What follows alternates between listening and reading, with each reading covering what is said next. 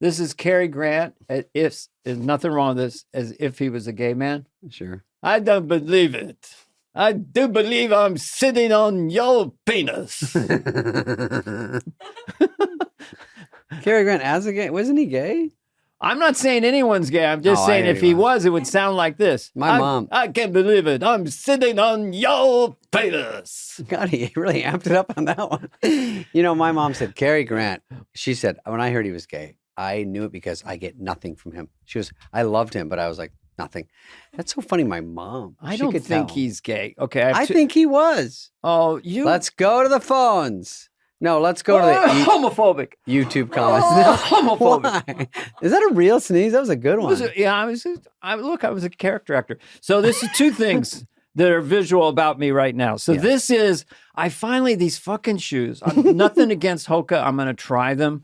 But with the clown shoes with 3 inches of rubber, there's a point of diminishing returns. There's a point where you bounce all around. So I've got these ones. So I'm walking down the hallway going to the gig, and they're just walking, and I'm stumbling all over the place and go, well, you know, he's getting a little long in the tooth. No, I'm not. I got fucked up, bozo shoes. So these are 10 years old. Feel how firm the heel is. Oh, you want to touch my I like that firmness. So sickening, yeah. So I'll take your word for it next time. Oh, how sweet it is. Want you to smell the firmness? Pugnant. Oh, I'm getting a contact high from my Ghost 10s. All right. So my birthday's coming up. So my wife got me a present. Okay. And don't call it a man purse. It's a man bag. So a merce? I've been resistant to one of these things because I felt like I would look like I'm a British postman. Hello. We've got a letter for you, sir, from the king. You know. So, and also just the effect. All the way back on for that. So this is not a joke, okay, for everybody here. This I'm gonna take out all my stuff. So what I do is I have this lightweight puffy jacket.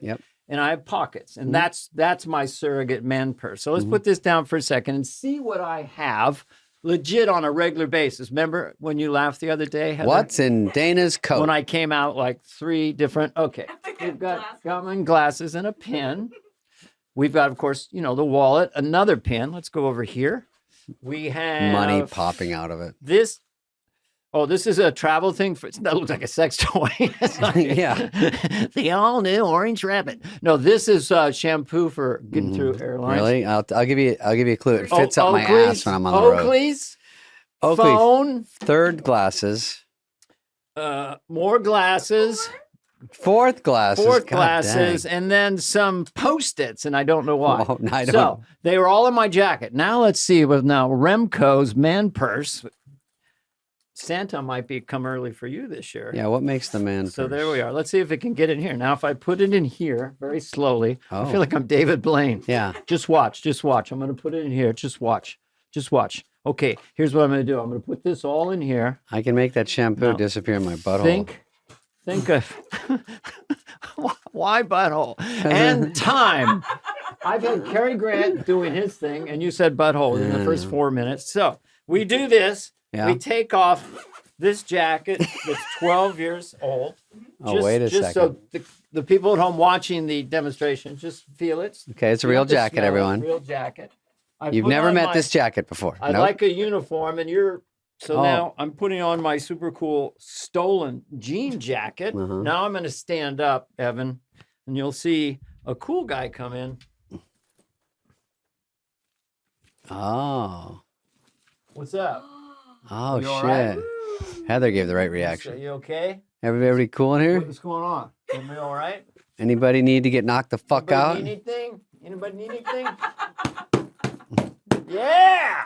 Anybody need a couple pairs of glasses? There, now you're not going to lose this. No way. So, that kind of thing. So I like that. Do you? Yeah. I bet you could, honestly, I thought you were going to put your jacket into the puffy one because Bobby, we're on the road, he rolls his jacket up and he puts it in a little bag this big, his puffy jacket. It's crazy. I could do that. You could do it. I thought that might be part of the magic. I don't know. So that's my... Now a word from Fruit Fresh or whatever. Do you have a story? Because I have topics. Do you have a story? Let's go back and forth because it's, Oh, yeah. Welcome to Superfly. Or whatever it's called. Superfly. That name may be a Yeah, sunset. yeah. We don't know yet. We got news coming for we you might guys. We don't know. sunset the name because we unintentionally, I take the blame for it because I just said Superfly. And everyone, they liked it. And I didn't like it. It's a great idea, but we might have some news for you by next week. Also, what I don't know. Do we say anything? I don't know what to do. Well, no. But basically, the idea was whatever we do, we'll do. We're just being honest with the fans. Superfly and Fly on the Wall were a little too confusing for people. I actually met one guy in Minneapolis at a corporate date who understood it. Oh, yeah. Hey, Fly on the Wall is that's the interview one, mostly not on video. And Superfly but even Rob Lowe went, Superfly? So we may do something with that, but we'll make announcements soon. Right. They might be beep, beep, merging. Every time, because I was having an ice cold beer, I'm watching your special, and every time you did a sound effect, I took it down. And I had a lot of beer that night. I forgot. There's one where I just literally do the sound effects on purpose. They were great. Yeah. I love the way you incorporate them. You don't lean on them. You're not like You know where they help in real life is when I'm checking out at self-checkout. I just go like this. Boop, boop, boop, and then it's $100, but I only pay $3. So you use it for criminal activity. Yeah. Okay, I have a whole different way to think about it. So anyway, I saw Dandelion. Oh boy, by the way, I have an announcement. We did a poll on my Instagram. Who says dandelion and who says dandelion? I said Dana says dandelion, and we went to the polls and the people have spoken, and it's 57% say dandelion. Can you believe it? Well, of course. I went to San Francisco State. I know how to pronounce words. You were right. Yeah. But 43% were wrong. Well, that is a very portocular type of portocular. How do you pronounce it? What does particular? That mean? Some people say particular. Yeah, particular. I say portocular. You're getting everyone right, man. You're ahead of the game. Thank you.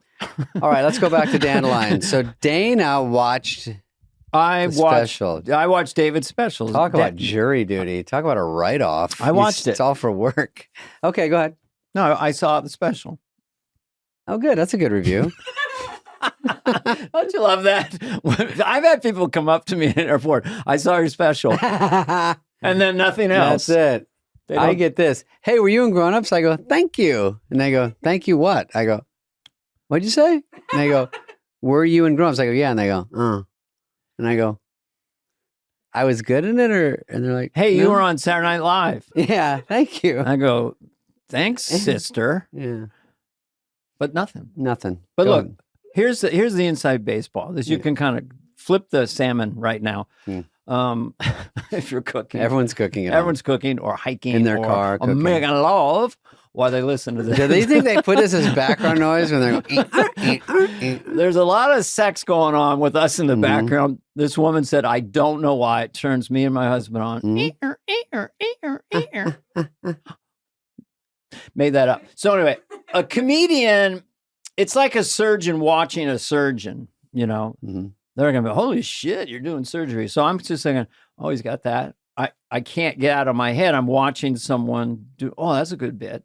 Oh, he's taking that. Oh, my God. Another water hit. Okay. Now he's coming up. So I enjoyed it, but I can't watch it like a regular I'm person. sickened that you watch it because to have someone I like watch it, as someone that's funny, actually funny, watch it, it just hit me. Thank you. I'm horrified by it.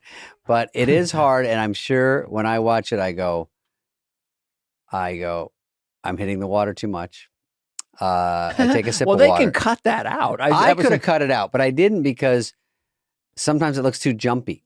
But I left a few in so people know I do drink water.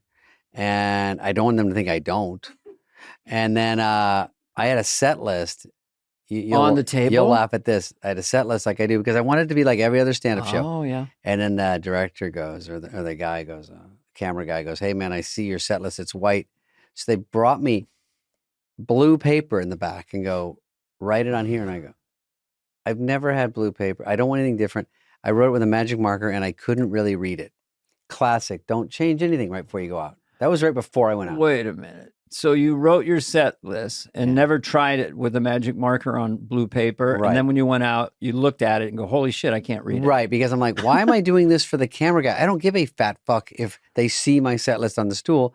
You go to a concert, it's fun. You see the floor and you see the set list of a band, but I just went along with it to be a great guy because I have fucking great guy syndrome and it sucks sometimes. And then, but I have it on a monitor. That's the title of your next special. I do have it on a monitor, and if I'm stuck, I can look up. I thought it was great. I mean, obviously you killed, and the bits were really funny. Thank you. And you were physical. And I mean, stand-up specials are, what do you, I mean, the main thing you want to do is have fun and be funny. So. Yes. I did have that, and I did have a good time. I've heard nice things, but you never know what you're hearing. But sometimes people on YouTube and Instagram are very direct. They don't beat around the bush. So again, have you ever met any human being who wrote a nasty thing online? Have you? I know anyone besides Evan and Greg? Yeah, my Late two at night. biggest You suck, trollers. I'm feeling better. I'm bringing you down. Shut up, Brian. But people loved it. No, but I think I heard nice things about it, and I'm glad you watched it. And we'll put it to bed after this. But it was nice to get one out of the way. And then when I go on the road now, and people go, "Oh, you're going to Omaha," and a lot of people say, "Should I watch the special first, or should I come see you on the road first?" And that's a tough decision. I would say watch it. And then there'll be some repeats because I like to keep some of the ones that really work in there. And then there'll be some new stuff. So, well, yeah, I think great bits are better the second, third, fourth time. If it's too. a great bit, because then you're just, you don't. When I see Bobby Lee, I saw him the other night, and I'm like with my friend, I go, "Oh, I want him to do this one. I want him to do this one." And if they don't, I go. And if they hit it a little bit different or whatever, right, it's always going to be a hair different. And some bits expand since you did them. Right. And they're even more polished and you get the edges off and they're better. Well, I used to do, this goes back since 1983 when I fell in love with the movie Scarface, like with every other comedian at the time. Yeah. So everyone had a Scarface bit. Mine was Scarface at Thanksgiving dinner, pasta sweet potatoes. It was a good long bit too. It was a good chunk. Pasta sweet potatoes. But it started out at 2 minutes to 3. And now sometimes when I played the casino, it was packed and so much energy. I think it was almost a 20-minute You bit. can just keep milking it because it kills. Oh, yeah. What are you going to do? You want me to eat the corn on the cob, man? The corn on the cob? You get the corn in your teeth and the cob. They don't tell you about the cob, man. The cob is worse than the corn. Corn on the cob. That's what you want me to eat, huh? Huh? What are you going to do? You want me to eat what you want me to eat? He said at Thanksgiving. You want me to eat a Jell-O with a walnut inside? So the Jell-O goes down, the walnut gets stuck in my esophagus. Oh, yeah. So I go, and then he goes crazy on the grandmother who he thinks ate all the sweet potatoes. I remember all this. I could do this all day. Grandma, look at you, man. At birthday time, there was a bowl of can of corn. I go set for a smoke. I come back, no can of corn, man. You ate all the can of corn. I don't believe it. You like to eat, don't you, man? You like to eat. You like to eat. You like to eat. I see you with the Whitman sampler. You stick your thumb in the back. You don't Whitman get the kettlebell. Sampler. You don't get the kettlebell. You put it right back in the box. Because you don't check out a guide. Inside the Whitman sampler, there's a guide. Corresponding guide tells you what a coconut is, the caramel is. You just dig in there like that. It's like a good. So I'll go on and on and on. So my point was. You don't need any other bits. That thing just must. To your point, bits getting longer, extenuating. It's good because sometimes you do they're a little undercooked because you just thought of them. You go, "Oh, I'll throw this on," and then you start to work it. I went out last night because I'm trying to do new stuff and try to work stuff, and it is fun when new bits work. It's great, and when they bomb, it's so disheartening. There's nothing new, and if you have an old bit where you're adding stuff to it, then it's a new bit again. I would just say this in the modern era.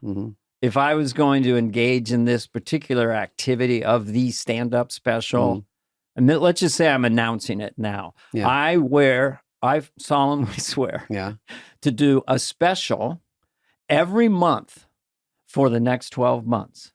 I will go to a comedy club with a little tiny crew like these two numbskulls over here, these knuckleheads, and do maybe just 2 cameras, minimal light, and just do 10 or 12 minutes, either crowd work or stuff I'm thinking of in the moment. And put it out like that? Yeah, Like a 12 special every month. This idea that 2 years without Yeah. David Spade, 2 years we have to not People can't have do David it. They're Spade. suffocating. They need it. And also, I shot it in fucking Rocktober. So I'm not blaming Amazon because this is just sort of how it goes. Amazon's great. Right. You had the And- submarine one. You had, what were the ones that were sort of your classic bits for the last 2 years? Oh, that I've had those. Yeah. But then some, I don't want anything sitting on a shelf for 8 months. But, Hulu, when they came to me, they said, we'll put it out in a year and a half. I'm like, a year and a half?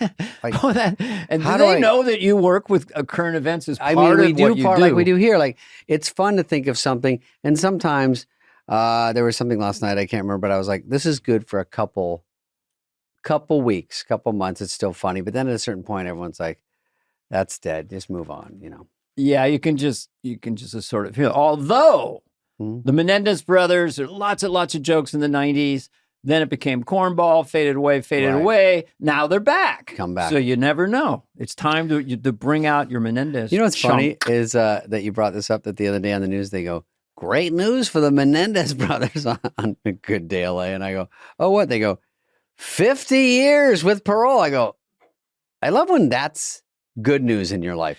Well, the 50 thing is, they've years. done 35. So the guy said 50 now. So 50 makes them eligible. All that Right. good I didn't know behavior until shit. after, right. So they can get out now. Yeah. I'm trying to Time find served. Are you okay? You missing one of your What? No, 1,000 I don't glasses? need. I don't need notes. I'm going. These are random thoughts as we ping pong around. Where's your baker's dozen glasses? I got a trim. I got. You're I also got, wearing them, and then you've got 4. I got extra. a haircut, and I left some of my other glasses at Chris Rios' salon. Fucking shit. That's why I was 3 minutes late. Dude, why are you burying that story? Here's. Well, I went to Rite Aid. I felt I needed a little trim. I knew. I said, okay, Superfly at 10 a.m. That's on the unimportant list. Yep. So let's go to Rite Aid. Mhm. Let's pick up our meds. Mhm. Go get a haircut, oil change. No. Here's my thought. Yes. Don't ever deny in life. Always go yes. Mhm. Here's an example. So Trump gets a $400 million plane from Qatar. Oh, He yeah. doesn't get up there and Heather go, goes- well, it's not really a gift. I mean, it's a thing. They're giving it. It's not really a gift. No, he it's- just says, they're giving me a gift. It's a beautiful gift.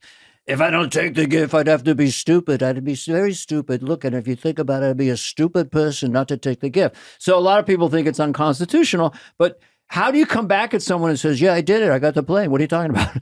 If Nixon in if Nixon had said, of course, I told the boys to break into the Democratic National Place. I wanted to know what those commie bastards were up to. He never would have got impeached because you don't give him any air. If Bill Clinton had said, instead of I did not have sex with him, I had sex with that mama over and over. I mean, she was a hot mama and I had a lot of sex. There'd been no room to prosecute. So Trump's genius, if you will, that'll go over with half our audience, is never denying, just having fun. We're getting a beautiful plane. What do you think? I'm crazy. Hey, and Qatar's like, we'll give it to you for free. By the way, Qatar gives away a lot of 747s to a lot of countries. Oh, it's not no that special. strings attached. We give you $400 million plane. We don't expect anything in return. But if you wanted to give us something, we wouldn't turn it down. Yeah. It's like a nickel to them. That's a Qatarian accent. I know. He went in this. I agree. Trump acts like it's a slinky. Like they gave it to me. It's a stocking stuffer. But Well, yeah. I have to say, it is a little itchy because you go, what if they have... What if Qatar says, could we get a couple of your nuclear bombs? Or they just blow it up one day. They got a kill switch in there. Or they have find your phone on it, Or they stick a locator. little guy in there. They stick a little lean, tiny man, and Trump's going around the Air Force One, for security purposes. where the Bev card What's is? down here? What's your name? My name is Kokosis. I'm hiding in planes so that later on I will sabotage with little scissors for wires. Cut wires. Well, you're admitting to your crime. You're admitting it. You're not hiding it. So I'm going to hire you on the spot. You got a job. You're in You're a charge good of guy, sound like a security. good guy. Who are you working for? Hamas in Iran. Sorry. God damn. No, you're working for the U.S. of A. I'll tell you that much, and I'll tell you again, and I know how to tell you. Look at it and think about it, and I'll tell you something. Anyway, I don't know if I had anything else. Shit. That's it. That's good. Well, what do you? Oh, this was one. Okay. So the family's dressed up, P. Diddy's family, and they look beautiful. We're on a P. Diddy. I love it. They look beautiful, and they're coming into the court, and they're gorgeous clothes, and they're coming in, you know, supporting pops or whatever. Yes, watch this, you know. And then they have to hear the testimony. Do they ever kind of slink down in their chairs a little bit? Like, oh my God, like, geez, I didn't know Dad was that. Listen, I didn't know what. I knew he was a record executive, but it's a lot to that job I didn't know about. Also, that the Cassie, who's with her new husband, and he's got to hear this stuff. He's like, I know you had that one problem in the elevator. It feels like there was a little more going on. Well, I mean, good God, to hear that every day like this. I know it's dark humor, but look, it's our job. But I would say this.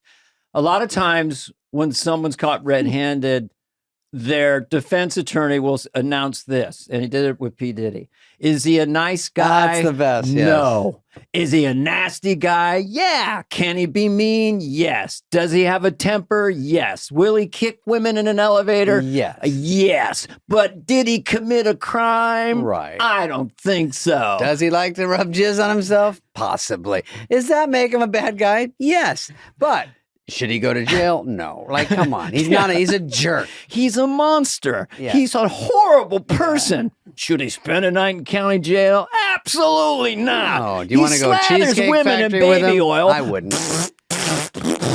And then beats them with a racquetball. Is that rude?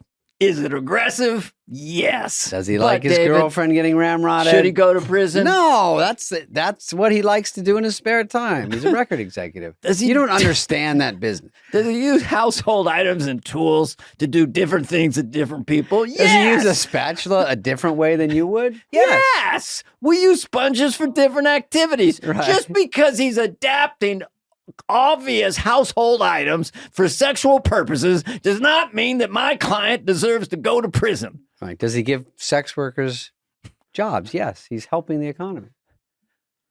What about this? Here's, by the way, Cassie's Nothing pregnant. further, Your Honor. Can we riff on this bit longer? Yes. Does it make us boring? No. It's just us going on and on. Cassie, it helps her, I think, to be pregnant because it is a little more sympathy. But you know the baby's like this. This is the first time hearing it. Look. Well, the baby's doesn't. Oh, the baby's The baby's inside listening like this. Wait, what happened? Wait, can you back that up? Can you read that one back? Wait, this mom, the one okay. Yeah, because I'll stop there. That's fine. It was a dark territory to go into. It's a tough listen, that trial. Mostly just the idea of the defense of someone with that. And they did it with OJ too. What is the actual, like OJ's was straight up murder. What is the actual thing? Is it sex trafficking? What do they really want to get? Well, there's a word that I kind of had to look up, and I want to ask the people if they really know what it means. Is it Dan? Racketeering. Oh, racketeering. RICO. I hear Racketeering. RICO a lot. RICO. The racketeering. That means unlawful activities to procure money. Basically a gangster threatening people. Uh-oh, the screen just went lit up. All right, what are we going to show here? Oh, you want something? No, I don't know. I just saw Google. I don't know how. We're only supposed to do 30 minutes now. What's better? For the Google outro. Oh, look at this. Here, I want to talk about this.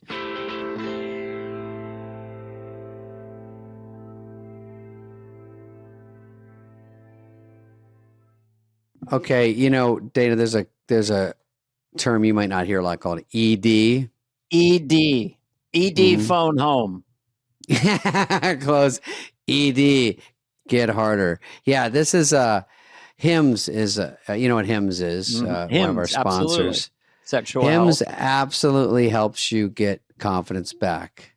Mhm. ED is out there and it's very prevalent. Mhm. People don't talk about it. We do. We're not afraid. We're not talk afraid to about it. go into personal areas and help our audience with This has their problems. treatments that Mhm. get things going and go longer. And I mean, if you're feeling a little stalled out in the bedroom, through hymns, I'm just saying, David, you Yeah. can get some of the gas back in the tank, if you know what I mean. oh, I do. Yeah. And guess what? It's personalized ED treatment options that are accessible without ever stepping foot into a doctor's office. Get it? Got it? Yeah, Got it. listen, HIMSS is just changing men's health care because they get access to affordable sexual health treatments from your couch. You have to go into the doctor. That's right.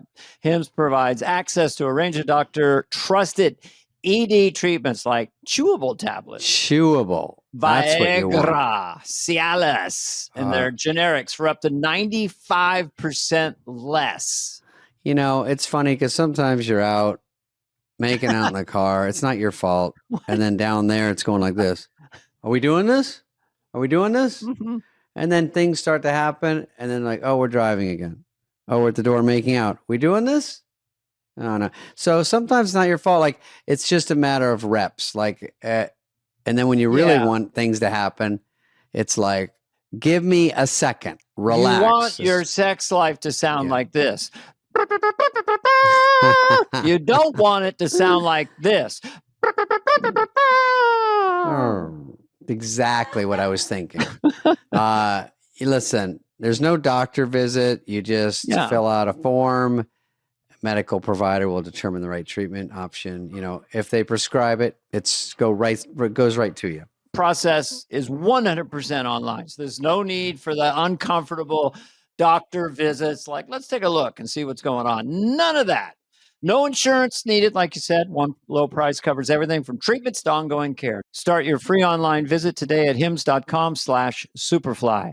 That's HIMS.com/superfly for your personalized ED treatment options. hims.com/superfly.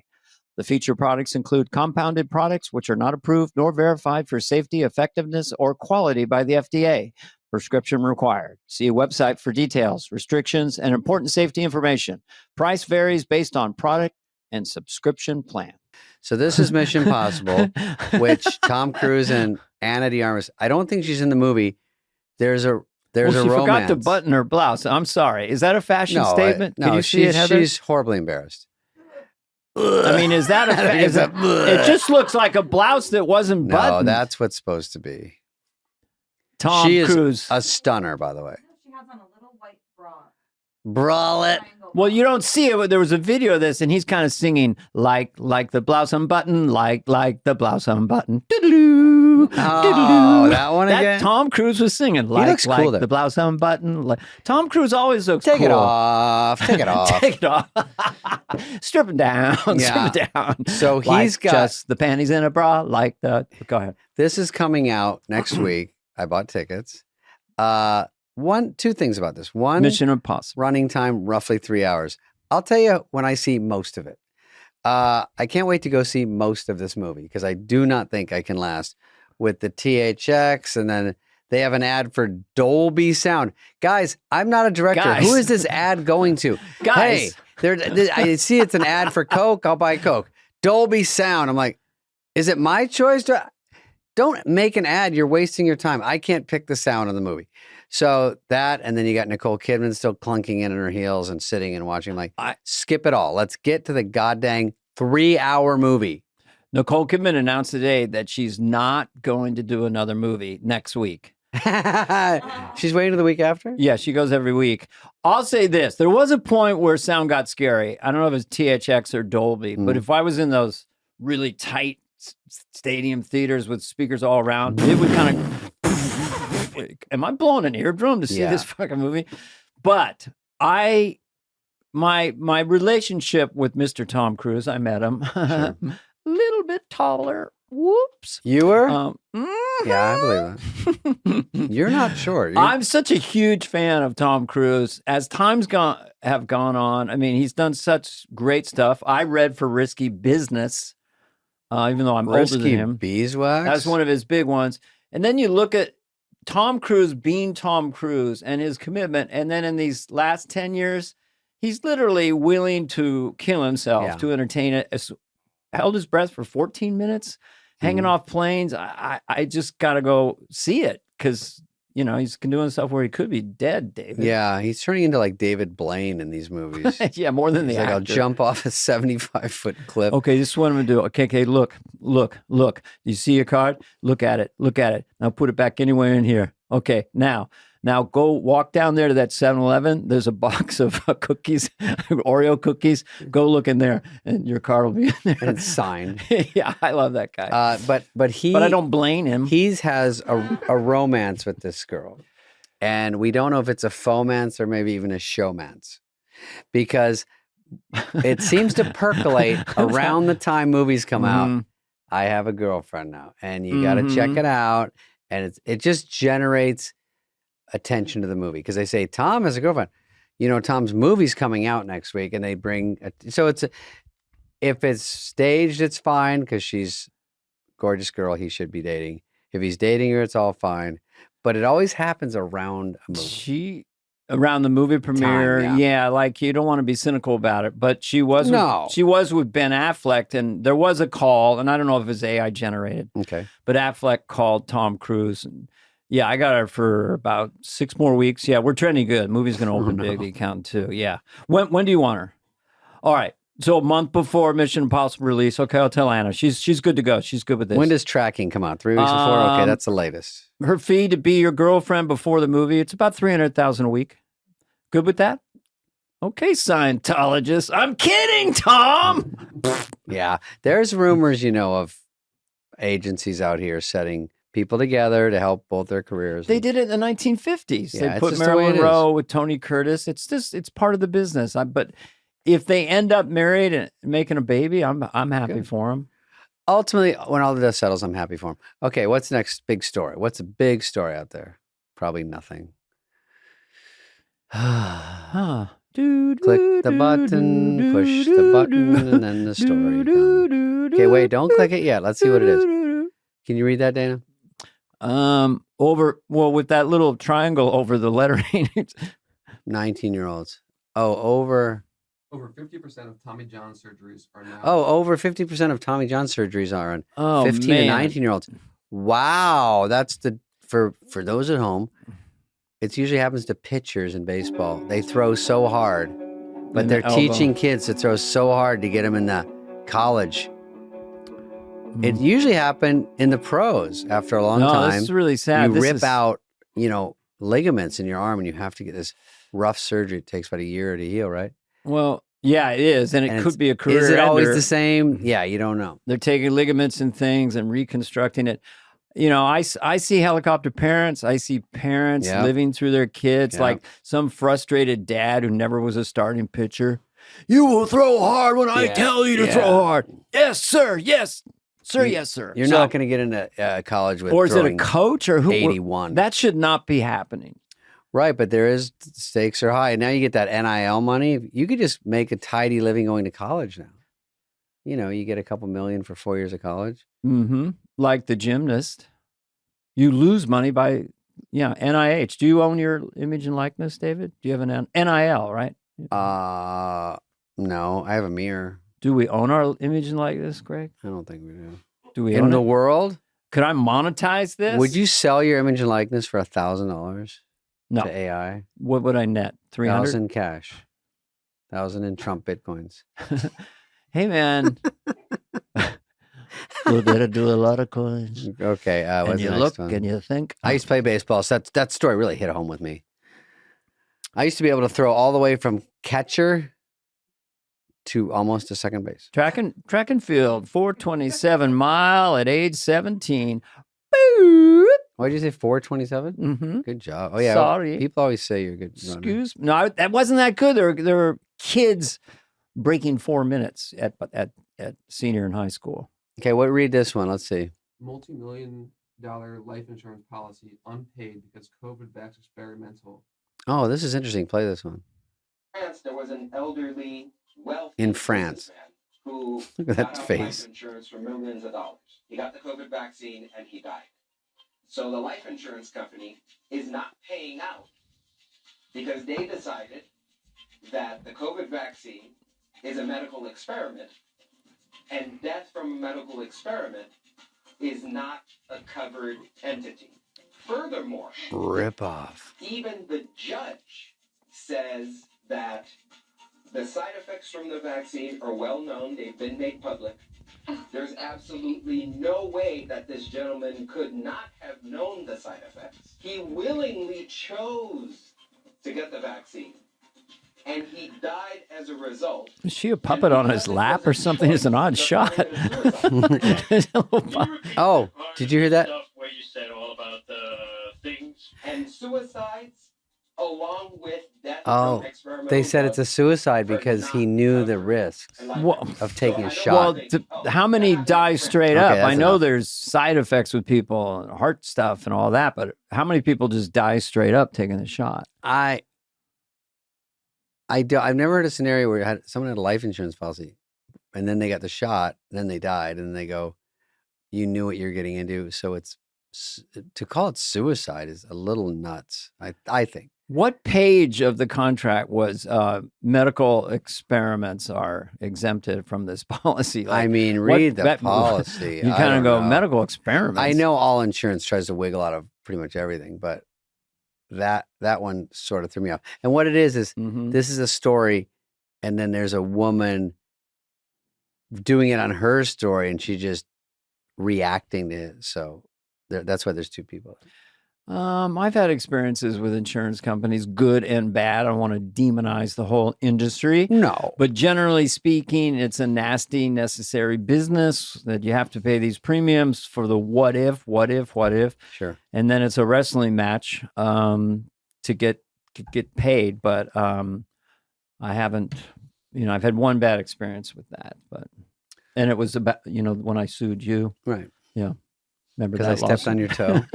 Because you couldn't get on my driveway. Well, I'm indemnified. I mean, I have so much injury insurance for trying to make it down into this labyrinth cave and all the stairs. Do you have insurance for when you pull muscles from carrying the show? Who says I carry the show? I just did. Whoops. No, sometimes you're a little sleepy. You've been coming off the road, on your red eye, and you No, got low listen. blood sugar and a bad back, and that's when I carry I the go load. by this. If Dana's on Fuego, let's sit back and watch because it's great. What's fuego? Fire. Hey man, Dana's on fire. He came in on. I was coming hot. I was SIL when I came here today. What's that mean? Sorry, I'm late. I was really SIL. I was SIL. You've been This will called. be launched, but by the end of this week, it'll be trending on Daily Mail. Oh man, SIL. I'm Dana SIL. Carvey announced he's SIL. Well, I'm never. Oh, late. I know what this is. Can we show this clip? Yeah, We can, right? We'll see what happens. well, Okay. they'll let us show it. Can This I is just set it Dana up and I. for Yeah, a set second? it up. Oh, sorry, Dan, go ahead. Yeah, this is on SNL. I forgot about this. Someone sent it to me, but Michael J. Fox is the host.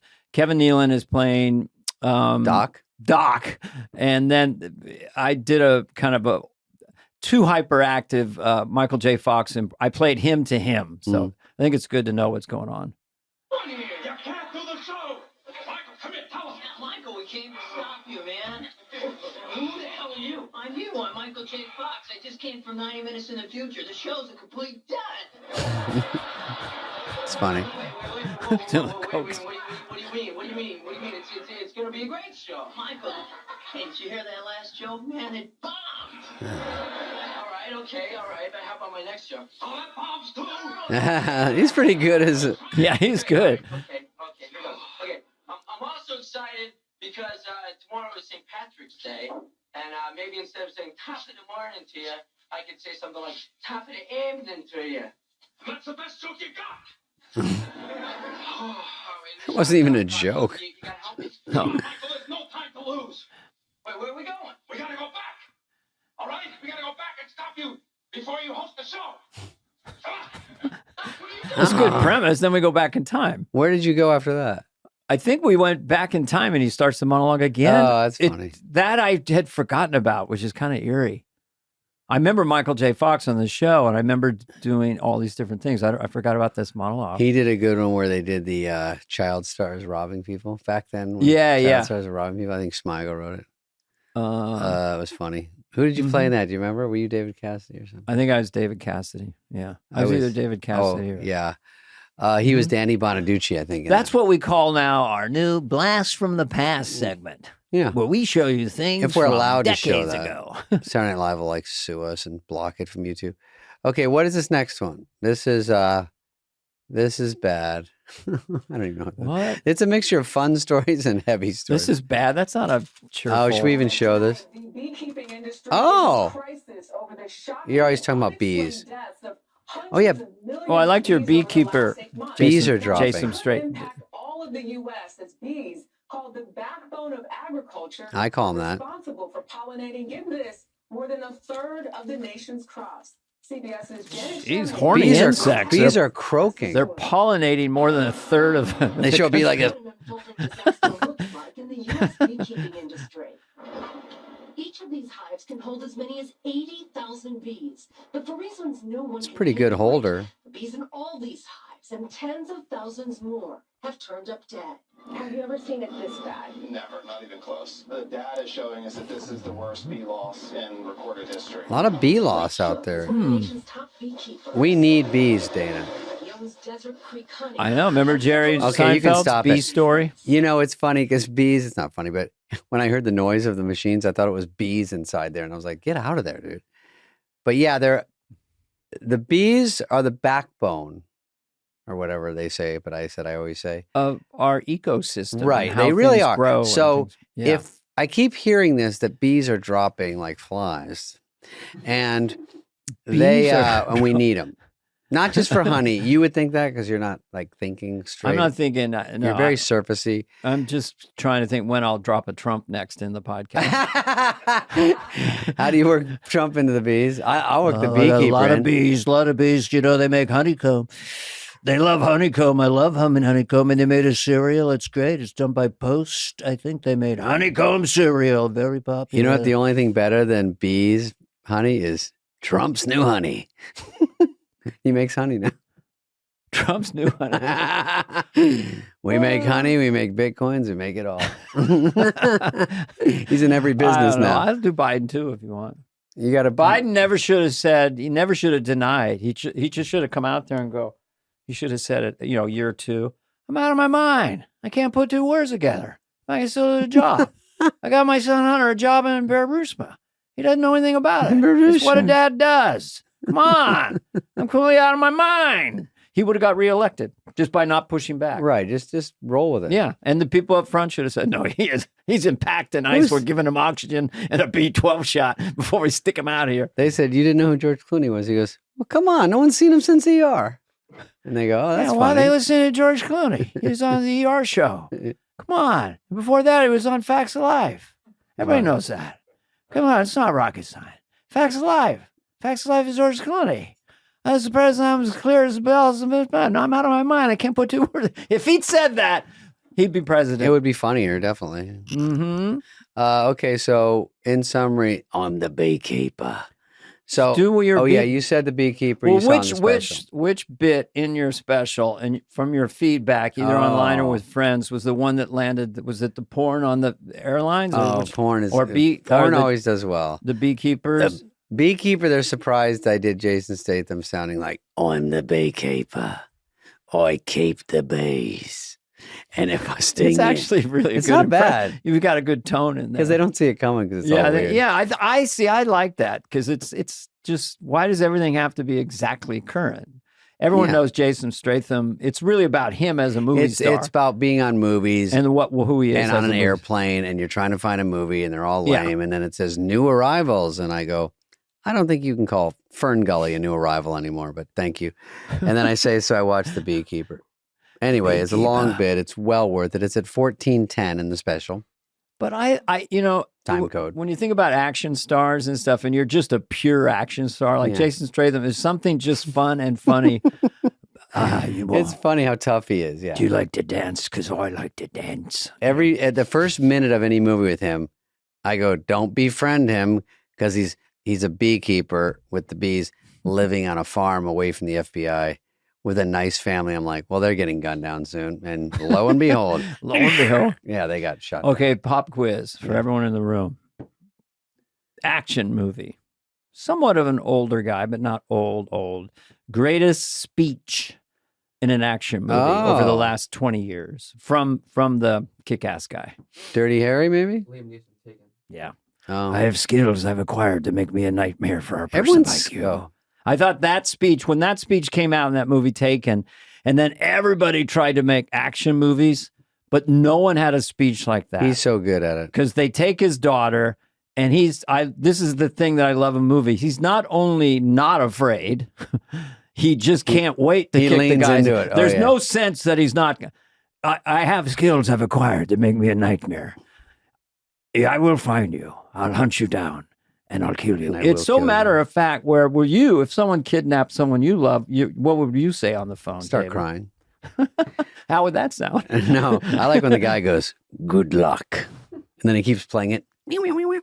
Good luck, and then he goes. Some guy goes, "Taxi," and he goes, "That's the good luck voice." I go, that was a tough jump.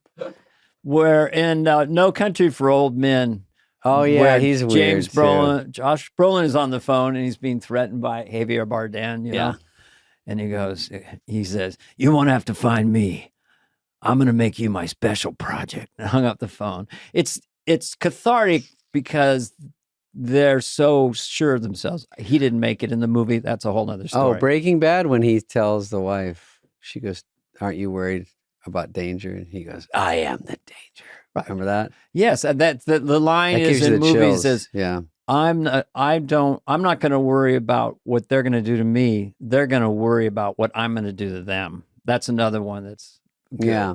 And that's, that's what I think about before I go out in front of an audience doing stand up. When you say, I don't worry about their response. I worry about what I'm going to do to them. That's my real yesterday, talking Dana voice. called me. He goes, "I think I'm going to walk over to Coy." I go, "Good luck." And he goes, "What does that mean?" I go, "Good luck." Okay. This, I have an army of 200 people surrounding your house. Good luck. You make daddy happy. Well, there's actually 3,000 with grenade launchers. NX jets are on their way. Good luck. You made daddy even more happy. How do I make you unhappy? Yeah. And your waiter there, you go, "I'd like the quinoa crab cakes and some sushi." And the waiter goes, "Good luck." And you go, "Good luck getting my order?" And everyone just says good luck now.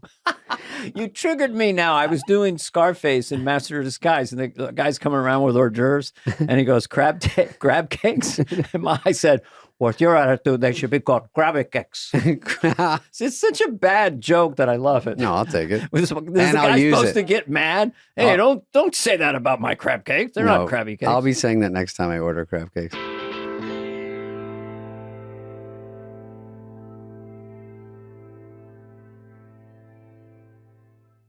Dana, I'm a little bit of a spendy Susie, if you know what I mean. A boozy Susie and a spendy Susie. Yeah, I'm more of a boozy Susie, but yeah. You are a spendy spender. Yeah. And a lot of our listeners are nice enough to write in and say, "You look like you drank a lot and slept on your face." But that's just constructive criticism. Well, it's very concise, and you don't really drink very much. I'll tell the No. fans, but Just puffy. This Just is where puffy. Klarna comes in. Mhm. Klarna is your everyday smarter spending partner, which is what a lot of people need. A lot of my Yeah. friends definitely need it. Mhm. It allows you to make smarter decisions with your money. Mhm. And it's sometimes good to have a partner like that. and I'll say it again, Klarna, which I assume is Swedish. Klarna is your smarter everyday spending partner. Shoppers can use Klarna's Pay in 4 product to split their purchase into 4 interest-free payments. That's right. Here's some key takeaways. Listen up, brother. Klarna offers a pay in 4 product where you don't have to pay interest. I think that's a good thing. You can pay with Klarna at merchant checkout in the Klarna app or with the Klarna card. You can also compare prices at your favorite stores and earn cash back when you shop in the app. They're making it effortless for in-app shoppers to get more value from every purchase. So choose Klarna at your favorite retailers or shop now at Klarna.com. CA resident loans made or arranged pursuant to a California finance law license. NMLS number 1353190. Klarna, balance account required. Klarna may get a commission. Limitations, terms, and conditions apply. I'm That's just gonna right, they do. I'm just gonna say it. It's a Klarna summer. What is this? This is the book of David Spade's quips that we have here on the podcast. Go ahead. Mm-hmm. If someone's threatening someone, the person who's very brave always says, "Good luck." Page 382. That's in there? David Spade, yeah, on this date. Good luck. They already know it's live from New York, right?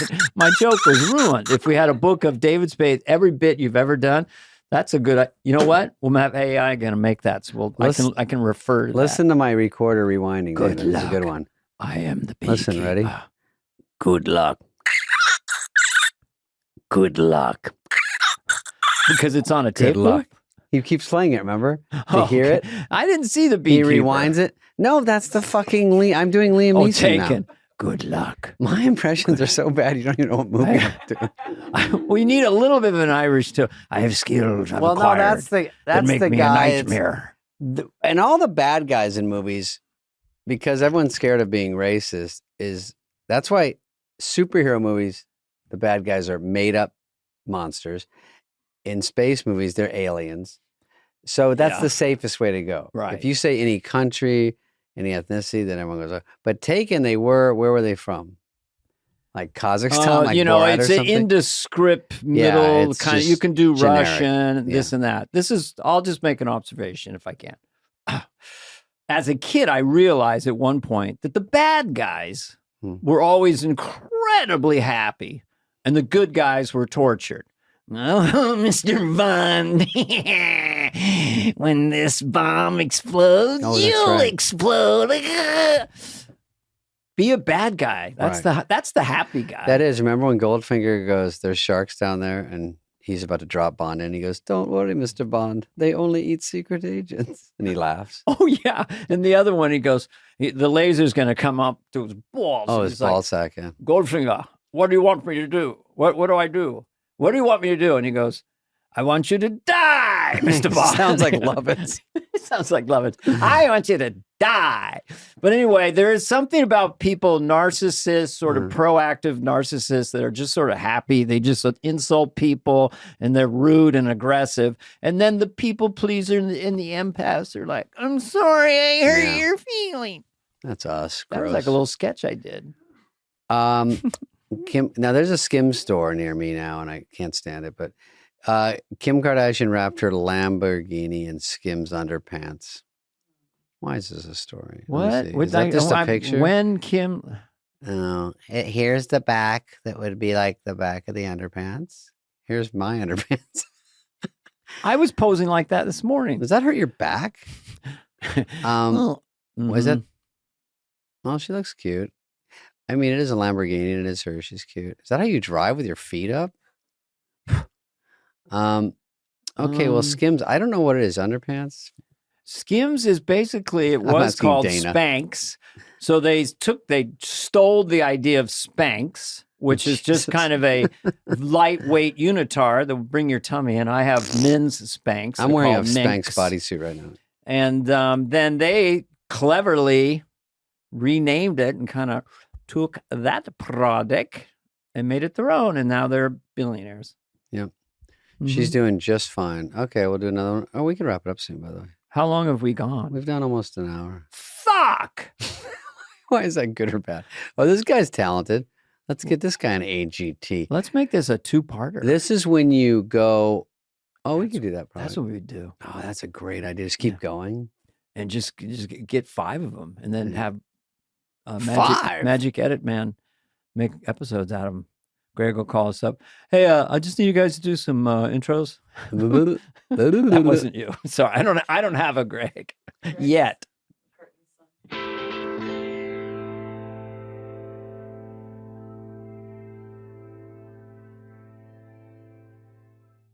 When was the last time you dressed like Garth? Last night. Last night? For the wife? No, I'm doing a private event on the weekend, and they asked me if I will dress up as Garth and come out to Bohemian Rhapsody. So it's for a good cause. I love it. So I said I'll do it, but I want to be able to, one, don't make the Garth clothes too tight because all his stuff is always very You loose. should rip it off. Two is, and I don't know if they understand this, I want a wig where it just fits on and the bangs cover it. Otherwise, you have to do lace and gluing and pinning. So I said, as long as I can become Garth in 2 minutes, go out and go like this. And then they have a traction guy and sort of a ice bath after that. And then I do stand up later. So I'll you be got in to flip it your head around. Well, I'm going to be very careful, Yeah, David, don't at do this that. point in my existence. It hurt me then I would. when I did Garth in the car. The Super Bowl commercial? Maybe if I made it to the 50th, they wanted us to do Garth. Yeah. Oh, yeah, you didn't do that. Cha. Ha. As if. Well, Mhm. Garth is my age. Everyone relax. any corporate gigs, it's funny. They go, well, you're going to bring you over here. You're going to host the auction. You're going to try to raise some money for this charity. I'm like, check. Come over here. Do your act. Come over here. We got some bumper cars and we throw pies at you. And then my niece is going to shove an ice cream cone in your face. I'm like, okay, sounds good. I have all Do you that. have my Slim Jims and Triscuits backstage? They're like, yep, all good. I get into the area where I'm going to work at 4, and I get out of that area at 10:30. And I'm You'll be here for I'm doing tech checks. I'm 18 and a auctioning. half Oh yeah, hours. no. And then at the end of the night, 7 hours after they have 4,000 drinks, is now. And now the comedy styling is. Can you do 45 now? It's a 6-hour show. The best is if Anyway, you're surprised, you know, you've been to these corporate gigs, it's like an 8-hour, you know, they're showing graphs and charts. And then they go, all right, guys, go have fun. And they go, we have a special guest. I'm going, are we out of here yet? And they go, David Spade, you know him from Empress New Groove and Benchwarmers. And they go, wait, how long's this guy going? And I'm like this. And everyone goes, what's happening? And the CEO is like, laugh, don't be rude. But they tack you on at the end sometimes. Well, they don't want any political humor, but my stuff's not really political, so that wipes out a lot of my. With all your impressions? You can't- No impressions, nothing Oh. political. But you're So I not have to taking dig a big through my stance. suitcase. The best thing you can hear, I'll just give you inside baseball, for a big ballroom, a corporate date where they're drunk and tired, when they kind of you're contracted to do a certain amount of Yeah. time, and they go, you could just do 25. That's great. That's all just they smart. need. If the audience is dead at that point and they're thinking about getting to their car or using the bathroom, They like to see someone from TV in their room. They're like, this is fun. You came all the way here, Yeah. and then you do your stuff, and then after a while they go, I got a feel for it, and then you go, got it. Let's take off. Where does that come from? I got a feel for it. I got a feel for it. Oh, I got a feel for it. That's the name of your tour. Yeah. You can announce some dates? Coming up, Omaha, 3 cities in Ohio. Did you know there's 3 cities in Ohio? in Ohio. Dayton, Nope. Chicago, No. and Poughkeepsie. Chicago. What a fucking idiot. There's one called Newark, Ohio. There's not a Dayton, Ohio? There is. That's not where I'm going. I'm going Cleveland, Cincy, where my mom is from. Chicago, Cinc- Illinois. Okay. Cincinnati, and Newark, where they're working on building an airport that doesn't work there, so they can be like the other Newark. Are you? Oh, I know. Who's going to go into that? I don't like to fly anyway, so why go in? It's a little iffy, but it's open. You know, Yeah, the they go- radar goes down once in a while. The runway, look, if we had our druthers, it'd be twice as long. But Would I use it personally? let's book No. your flight in and out of Newark. Yeah, I mean, it works a lot of the time, so you should go. Yeah. I mean, is it scary? Yes. Is it unsafe? Yes. Do you usually make it? Yes. Sometimes not? Yes. Is the runway really too short for the aircraft? Yes. Can they apply brakes? Yes. Are the landings especially hard because of the short runways? Yes. So anyway, Are there's a pilots nonstop terrified direct to from come Newark. in? Yes. What? Are pilots terrified to land there? Yes. Does anyone that knows anything about aviation, are they scared? Yes. Do the pilots wear adult diapers while they're coming into Newark? Yes. Will we lie consistently to make sure you still go there? Yes. Will the flight attendants pretend to be smiling while they're terrified on the climb in and climb out? Yes. If you're 10 hours late, will you get a free drink? No. And when we hit turbulence, we will especially tell the flight attendants to serve lunch and bring the drinks out. When we say we appreciate your patience, do we appreciate it? No. Don't you love it when it gets really turbulent and they're still just boring? I go, sit down. This is nerve wracking. I know they're like this. Everything's, I do this all the time. Yeah, this is a little like chop. You'll be fine. You on water, right? I hate the people that go, I like it. It's like a roller coaster. I go, shut the fuck up. You don't like it. No one likes it. Well, what I've done lately is I have a book, and it's a World War II book, and it's about people flying into Germany on B-17s taking flak. And I just think I'm not. Everyone in that B-17 would love to be in this modern jet. I have a pee pad like a dog, and I put it under my seat, and I go. You actually have no fear of flying. I do. I'm scared. You don't. You just don't. You're good. You know me. I'm studying the engine, the size of the engine, the metrics. I'm studying the weather. I mean, I'm kind of nutty. I'm out there helping them start the prop. All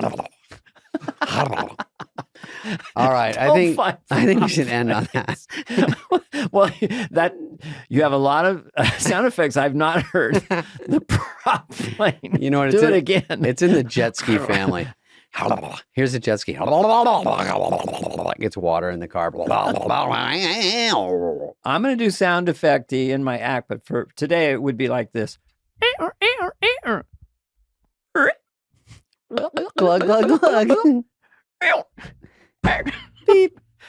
All right, we appreciate you joining us for an extended version of Superfly. We're going to charge. We're you supposed to. Our mothership company wanted us to do 30. Well, we messed up once again. There'll always be at least 30, but we always go long as we goof around. Because we love you. We love the crowd for listening or watching. We love the comments, even the mean ones. Actually, I don't like them.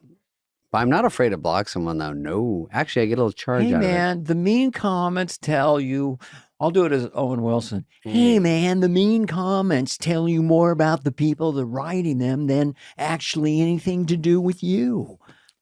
Look at Greg's eyes are darting like they don't know who makes the comments, do they? Greg is trying to catch a flight to a basketball camp. Yeah. Can we can wrap it up. Thanks for watching and listening, and we'll see you next week.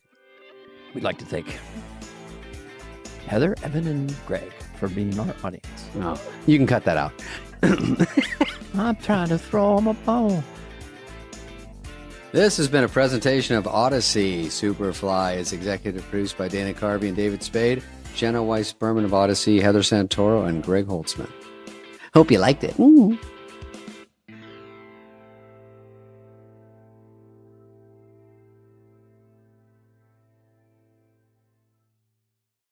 Here, let's do a high five before we. No, you got to go backwards. You got to get over to where my hand is. Fool? What's wrong with your brain? I'm not good. Oh my God! I can never do the weather. Hope we have a good. Hope we have a good podcast. Good one. Hey, wow, sweet. Jeez, I'm sorry I have giant hands. I apologize. No, mine are bigger. Look. If you ever take a picture of your wiener, really put it right in the camera like that. You like that? And then it looks normal size. Well, I just want to bet with Heather that you would say wiener immediately. Minute. Heather, you owe me. No, listen, I have bigger fish to fry. I'm going to start off with a story. I want to hear your story. And you know what?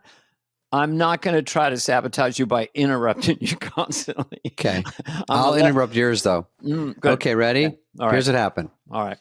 I have a roller on the ground like this for like my neck. So I was laying on it in the middle of the day for no reason, just to open up the excruciating pain I'm constantly in, even though people in the comments feel free to poke at me. It's fine.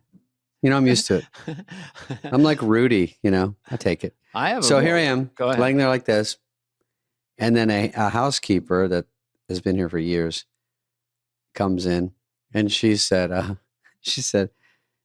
David, do you wear a sleep mask at night? And I said, no. Why'd you find one? She goes, no, but do you wear pads on your eyes or something when you sleep? And I go, no. Where's she going with this? You will never know. Because she goes, I know. Because I saw you on Jimmy Fallon. And you look so puffy and your eyes are such big bags. I thought, oh my God, what's going on? What did you say to me?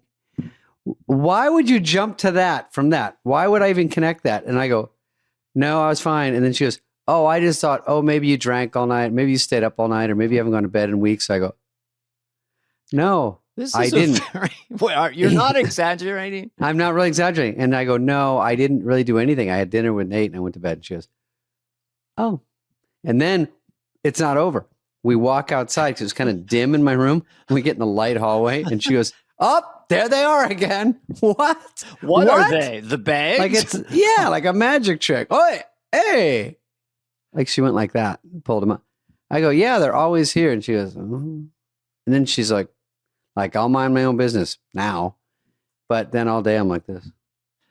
Well, that literally, we had Larry David on a couple weeks ago on Yeah. our sister podcast, and that literally could be a Curb episode. The overfamiliar housekeeper is very personal. Are you going to wear those jeans? We had one who spoke mostly Spanish. I don't know if your housekeeper. Yeah, she can do both. In California.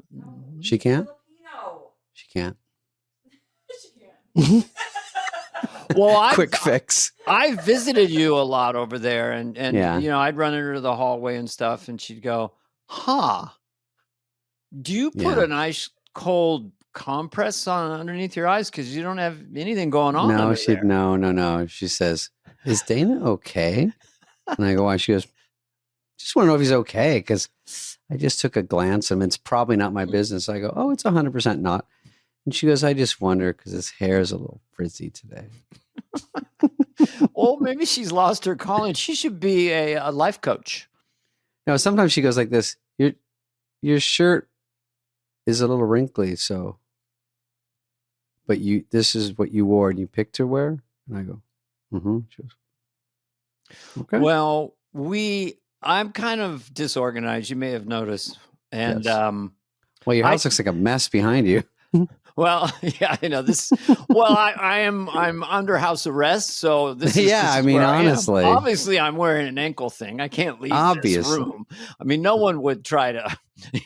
The thing about this, though, some people said, "Oh, it's not good to have a door," but I feel like it's kind of like tension. Like, is something going to come through that door? Sure. You know what I mean? Everyone's thinking that in the comments. But sometimes when I was foolish, I had a little extra shekels in my pocket, and I'd go to the ATM. Beans in my jeans. I didn't really. A lot of times, my pants would go into the laundry with lots of 20s and 10s in the pocket, thousands, and then they go through the dryer, and then so I'd go down there, and she's incredibly sweet, totally honest. She would line them up on top of the dryer, like all these dollar bills or whatever. Mm-hmm. Oh, yeah. You want to know weirder, Spade? When I was probably 11 or 12, I would get all my money, obviously bored. Dad's gone. What do I do? So I would take the spritzer from the iron, and I'd go on them, and then I would iron them, and I'd spray a little water on them, iron them flat. I like them nice and crispy. And then, if that wasn't weird enough, by the way, should have been an insane asylum. Then I'd go to the top of the stairs and I'd let them go, and they go all the way to the front door. Is that crazy? And Brian would walk in, grab one. Yeah, I was a busboy, and I'd get paid, maybe $10. So they just came out crinkly, and I'd just throw them in a basket. And everyone thought I had a lot of money, but it was all ones. It was like $60. Mm-hmm. Yeah. No, do you want to hear about my travel? Yeah, let's hear about your travel while we got it. I'll just go through them. Here we go. Going to Chicago with my wife. So we go to the airport because we have our cars. Chicago. What's the real pronunciation? I think you said Chicago instead of Chicago. Chicago. Yeah. I call it Chicago.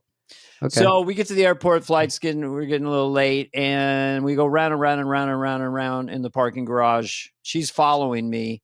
Long story short. There's no parking unless you park where electric cars could park. Now, Is this LAX? I'm sorry, I'm interrupting. No parking. You're on your way there. Okay. We drove there, and then we went into the parking garage next to United, and every single thing was taken except there were some open if you had an electric car. Now, I have a hybrid. My wife has a regular car, just a dirty car, a Volvo. But so we just decided we're going to park, and it said $250 minimum a day. So we thought we'd come back either with them towed or like a $5,000 bill, but they were left. So anyway, that was the first. Wait, $250 minimum fine a day. Oh, fine. If hybrid, I would count in my head. Yeah. So I don't really understand those because what, you plug them in, they go away for a week and they're still plugged in? I mean, so I didn't really get how they It takes that long to charge one. So that was a little stressful. Now this has never happened before. We Okay. go through the security. I know people have security jokes. I go through, I look back, there's the little cartoon person, and it's got a big red block over my crotch, just a big red square. My wife comes through behind me, same thing, big red square. We have two people in front of us kind of going, they asked me, would you like to go to a private room for a pat down? I said, no, I'm married. So I said, no. And they asked my wife too. We just thought it was funny. I don't want to exaggerate for comic purposes. I think it was a 6 to 7 minute pat down. You had to turn away, put one foot forward and crouch down. Then they're up underneath. There's nothing grabbing, grinding, looking. And there were people who kind of thought I was your friend from Fly on the Wall. And there's a little crowd gathering. They're patting. Then they come to the front. Boom, boom, boom, grab, boom, boom. So that was kind of exciting. At the same time, it's happening to my wife. So the both of us are just doing this groping dance. And this shocked me. As I'm leaving, the guy who patted me down lit up a cigarette. I go, dude, it's an airport. Did you know what you should have said? Can I just pat down my wife and we'll let you know what happens? Because what was the big square in your crotch? What do you think? What do you think? We were hiding a gun in our pants or an explosive device? I mean, we don't look like that. I mean, I did say it to him at the end, because I get a little passive aggressive sometimes. Yeah, sure. I said, because I felt there was one grope that was for him. One too many. There was one squeeze. One for the team. Yeah, one for him. It was a little. Yeah. So I said, are you happy? I said, I wasn't Leon. I go, are you happy? You gave him that one. And he goes, he kind of nodded. And then I high-fived his blue glove. Yeah. And then I smelled it. He goes, sometimes the house wins. I didn't do that. They got to grab your balls. Yeah, I haven't. I told you, Dana, they go like this. Back. I'm going to go to your crotchal area. Yeah, the back of the hand. You want the back of the hand? I go, let's go front. Oh, you just give him everything. Yeah, I go, let's have some fun. Come on. Okay. So this part is not an exaggeration either. So we fly to Chicago. We're coming in. Chicago now. St. Louis had a tornado and blew up a dust storm. So as we're flying in, we made all the news. We see it in the distance from the plane.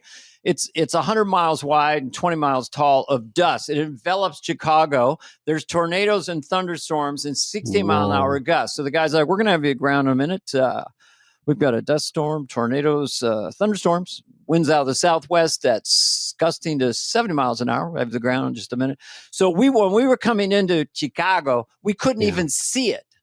It was so covered with dirt, and it was weird. It was a little light chop. You wouldn't have liked it. A little dirty air, literally. Little dirty air. I will add in this part of your story. Dana does not love flying, and you add in all this chaos. What was Paula doing? Paula is the opposite of me. She is so relaxed. Like, because on the way back to LAX, we're coming in, the gear's down. All of a sudden, the gear comes up like 40 seconds from landing, and the guy does a steep left bank. Wait, he does? He gives up on it? Yeah. He goes, I go, oh, we just screwed the pooch. We got to go around. Then he comes on and goes, there was a plane that was on the runway, so we're going to go around. Probably take us about 15 minutes to get back in line. We'll get back to you. To do a U-turn? Jesus. Well, there's planes, and so then 2 minutes later, he takes a steep dive with the gear coming down. Clearly, the tower said, if you do this, you can go in. And then we made a really hard landing. I had someone on the aisle behind me who said it was their first flight. Oh, I'd shit a brick. She goes, dude. I don't like this. I've gotten much better than I've been because I've been flying so much. I'm kind of like, fuck it. But my wife's more like, hey, and I use this too. In World War II, they were flying and getting shot at. I mean, what are we? We're such babies. Anyway. I mean, we are babies because it's definitely, they pretty much all land. It's very upsetting and it scares you and tightens up your stomach. And you land a little rocked, a little dizzy, Well, it's like I always say, if you surf the web for an hour, go on Daily Mail or whatever, you're hypnotized into darkness. So when you're reading all the time, your brain feels like planes are crashing about every 2 to 3 minutes. Yeah. Because it's boom. So that's where the fear comes up. Well, that Newark airport thing doesn't really help relax you.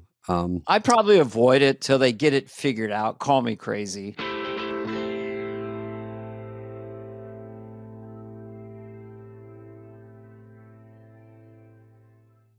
Dana, I'm a little bit of a spendy Susie, if you know what I mean. A boozy Susie and a spendy Susie. Yeah, I'm more of a boozy Susie, but yeah. You are a spendy spender. Yeah. And a lot of our listeners are nice enough to write in and say, you look like you drank a lot and slept on your face. But that's just constructive criticism. Well, it's very concise, and you don't really drink very much. I'll tell the fans.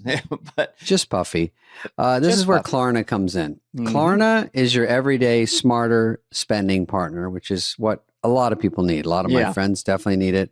It allows you to make smarter decisions with your money. And it's sometimes good to have a partner like that. And I'll say it again. Klarna, which I assume is Swedish.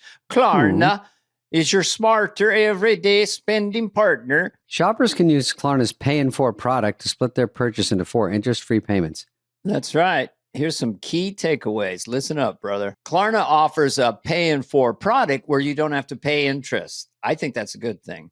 You can pay with Klarna at merchant checkout, in the Klarna app, or with the Klarna card. You can also compare prices at your favorite stores and earn cash back when you shop in the app.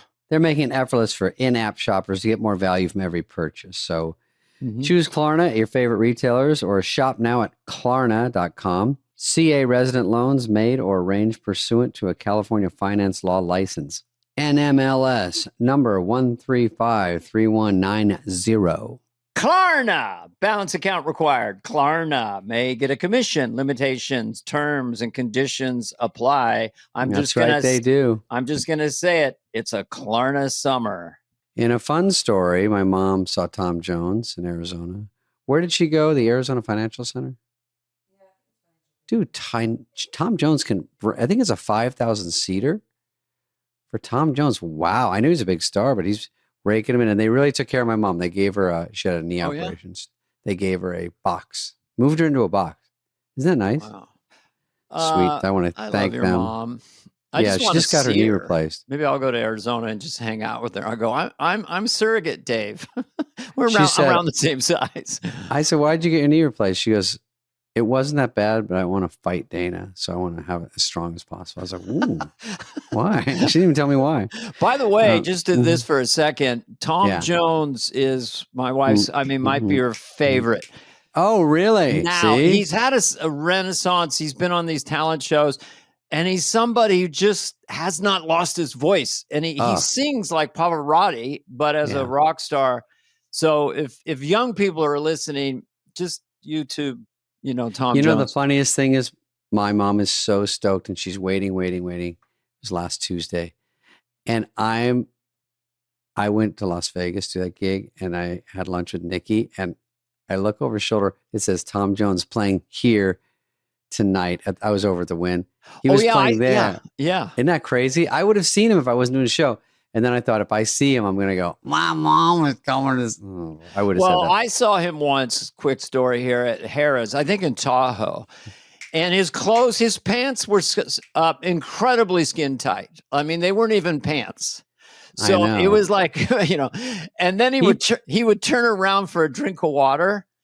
And that you'd hear a lot of the women scream. And then he would turn back and say, literally, I see we have some fanny watchers tonight. Boy. Every time he turned around, they would scream, I see the fanny watchers are still pleased. And then he turns on and goes, I see some weenie watchers are here. And Dana goes, now, he puts his wiener on the outside of his pants. He goes, they're too tight. I got to put it on the outside. He was famously gifted downstairs. And I guess famously Milton Berle had the same problem or dilemma or whatever and came to him and wanted to show him. And so this Tom Jones told the story. And then Tom Jones said, yes, he had me beat. But I turned around and I heard a little sound and I knew he was a fanny watcher. Fanny watcher. Yeah. You know what? I didn't even check with my mom if she's a fanny watcher. I did not even, ask her ahead of time. Well, does she find, because he was she loves him. Full-blown sex symbol in the 60s with women throwing things and all that. Her favorites are Elvis, then Willie, and then Tom Jones. We went and saw Willie once together. It was great.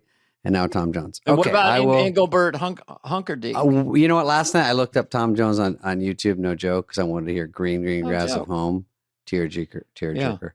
and Delilah, and it was an old video of like the old cool '70s shows where Yeah. it's like a weird kind of bright set, and he's in a Engelbert singing, who looks like Brad Pitt, and Brad could easily play him in a movie. He looked exactly like him in this clip. Yeah. And then Tom interrupts him, and then they start singing each other's songs, like that old, innocent, kind of cool.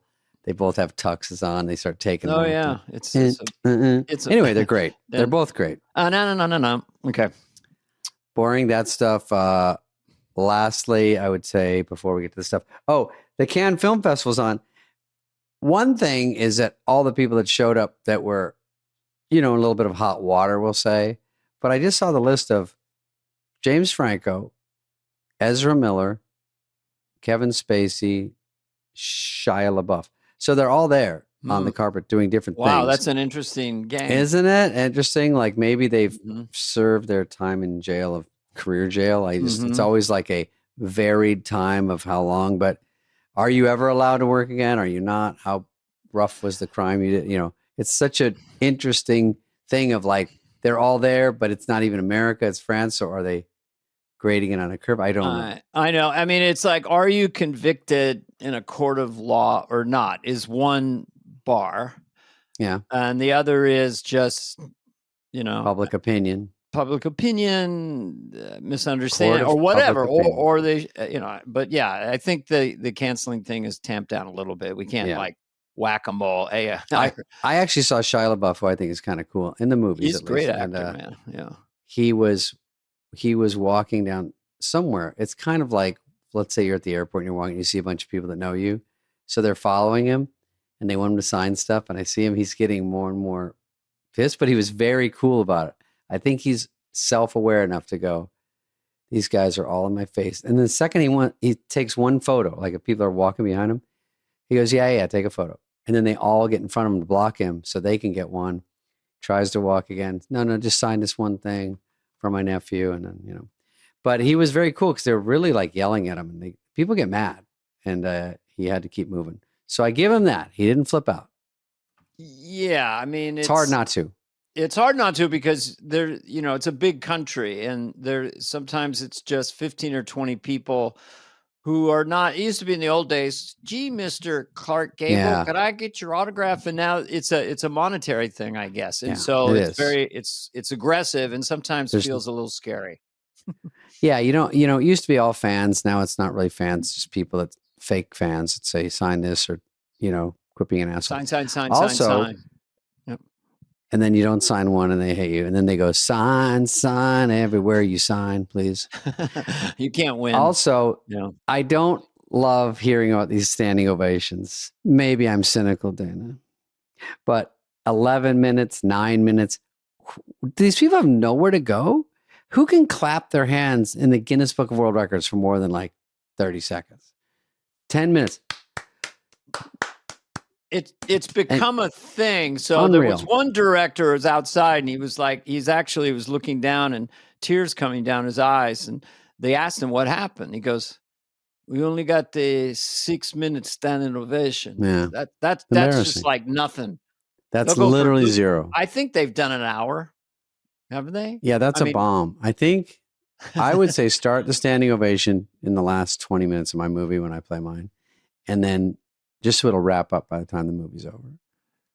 I want to be, if Busboys does have a premiere, I'm going to be there. It'll definitely be in France, yeah. And I'm going to lead the applause. Maybe it'll just be at some kind of local, whatever, Busby's Yeah. theater and Listen, popcorn. I've heard the word Oscar bait with Busboys.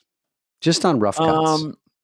I think that there's no bigger compliment. I mean, the 20-minute standing ovation, but there's no bigger compliment than reviews of actors, people who pretend in front of an electronic lens. Daniel Day-Lewis's performance as Abraham Lincoln is nothing short of a miracle. It's miraculous. Yeah, David Spade is a revelation as busboy number 2. as Marky the busboy. He's exquisite. He will reorientate the Earth's axis as it revolves around the sun. David Spade is a miracle as busboy Billy. Instead, it'll be like, David Spade struggled. It seemed to get to the end of the movie in this. David Spade puts the phone in phoning it in as he coasts his way through Busboys.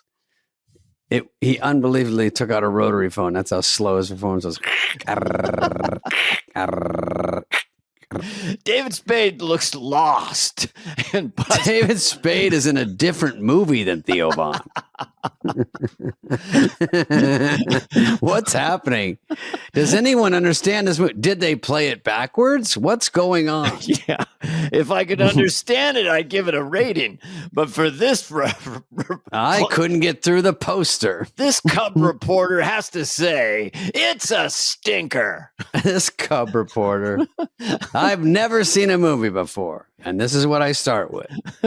They had the camera set up. Surely people were talking and moving about, but the whole thing is like a fever dream. I don't remember 1 second of it. Was a Boys.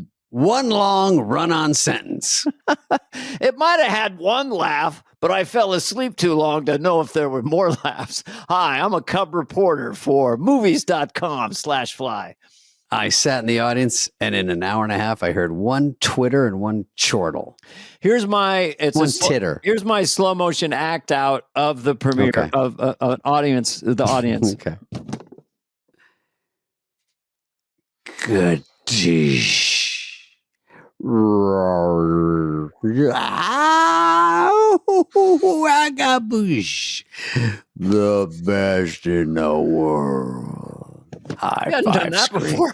Good assist on David Spade and Dana Carvey's act out of happy audience member is a tag team extravaganza. One doing sound effects and one pretending to be in slow motion. Okay. All right. Before we get to some stuff, I'll say thanks for watching the Amazon special. It's doing well. And if you want to go on my TikTok, I put up one of my ET jokes, which gives you a little taste. And remember, everybody, newest these movie things are released on social media. It's a huge universe. So Dandelion is just there like a book on a bookshelf. So that's why we mention it in the ensuing weeks after the premiere. Dandelion, you can Amazon Prime. And go watch it. Yeah. Thank you. Pop in. All right, let's look at some stories. Okay. What's going on? And we'll keep it snug. We're moving right along. Let's snug it up a little bit. We're good.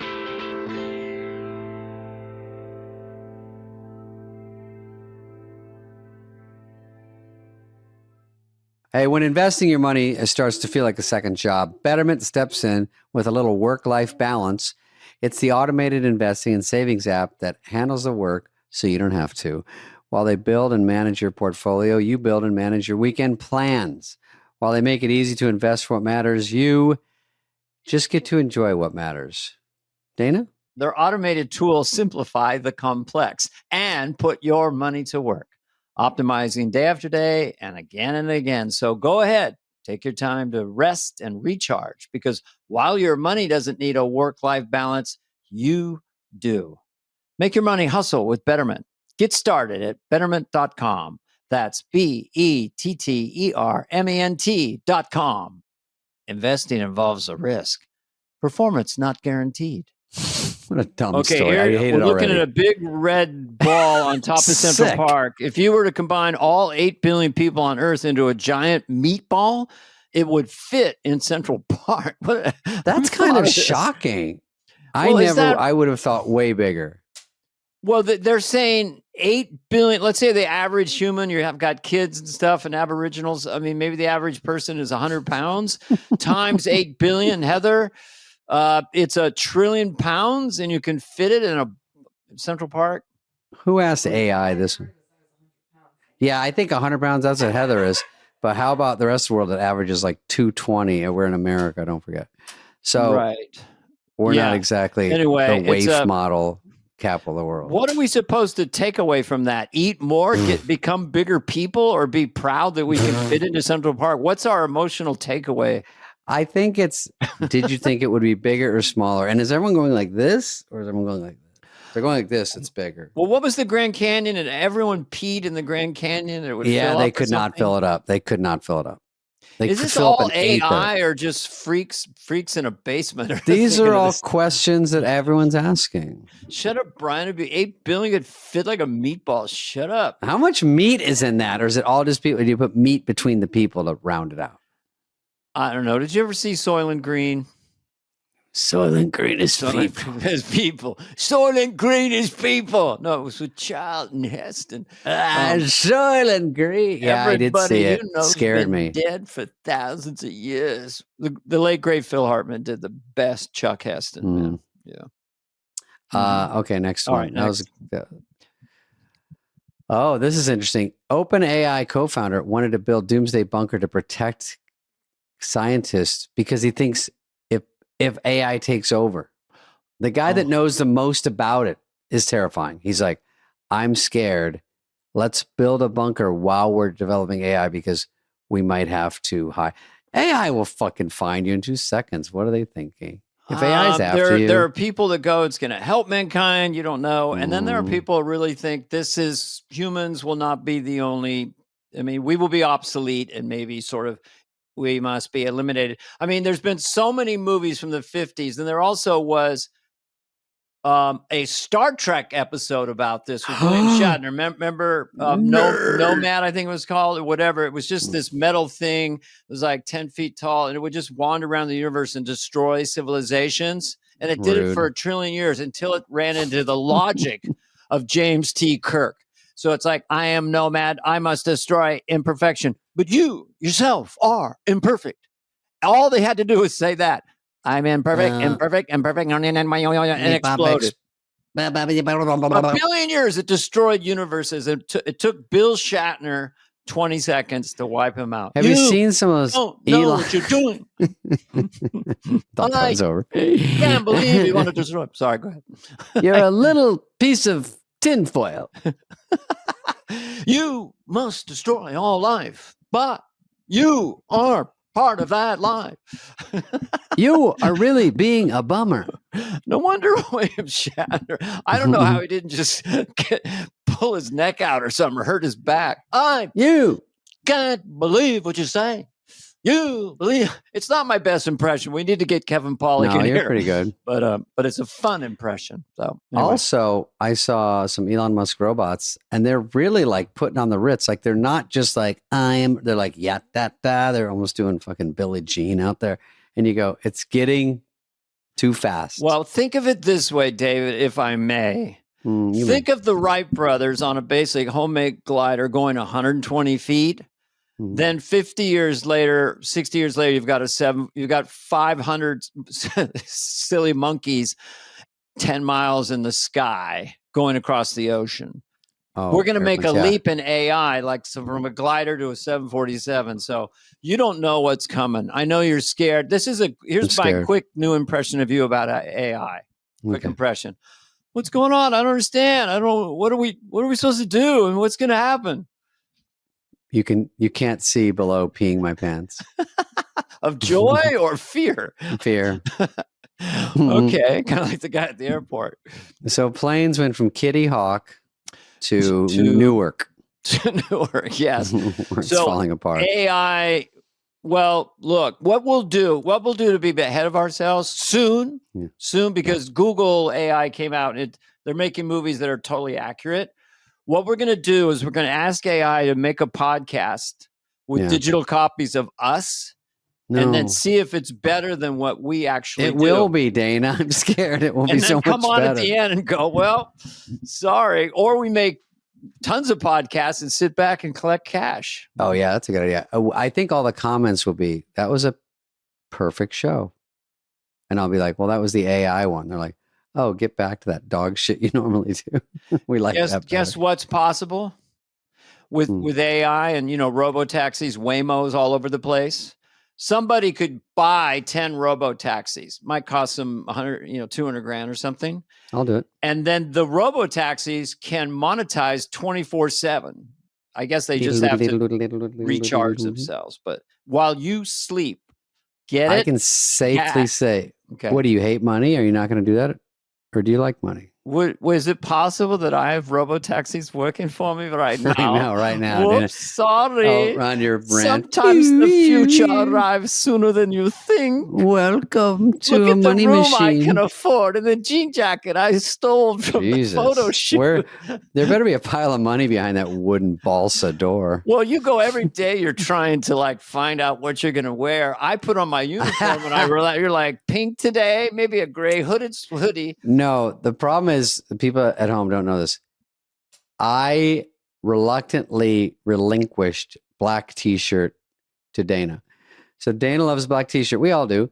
But I always think, okay, if he's wearing a black t-shirt, I have to wear one of my frilly little numbers because he's cornered that market.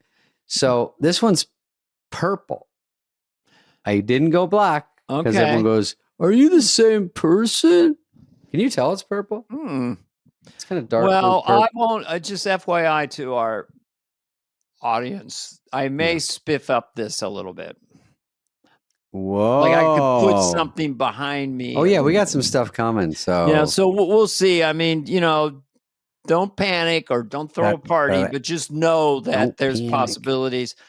I like Where's Waldo. I like when I was in the New York hotel, or when I'm at the hotel down in LA, or I'm at a farm. You never know. It's where is he? Where's Dana? They always know where you are. Yeah. Because they can hear the construction out front. Beep, beep. Brr-how, brr-how. Oh, I might get a funny thing I'm going to bring on this.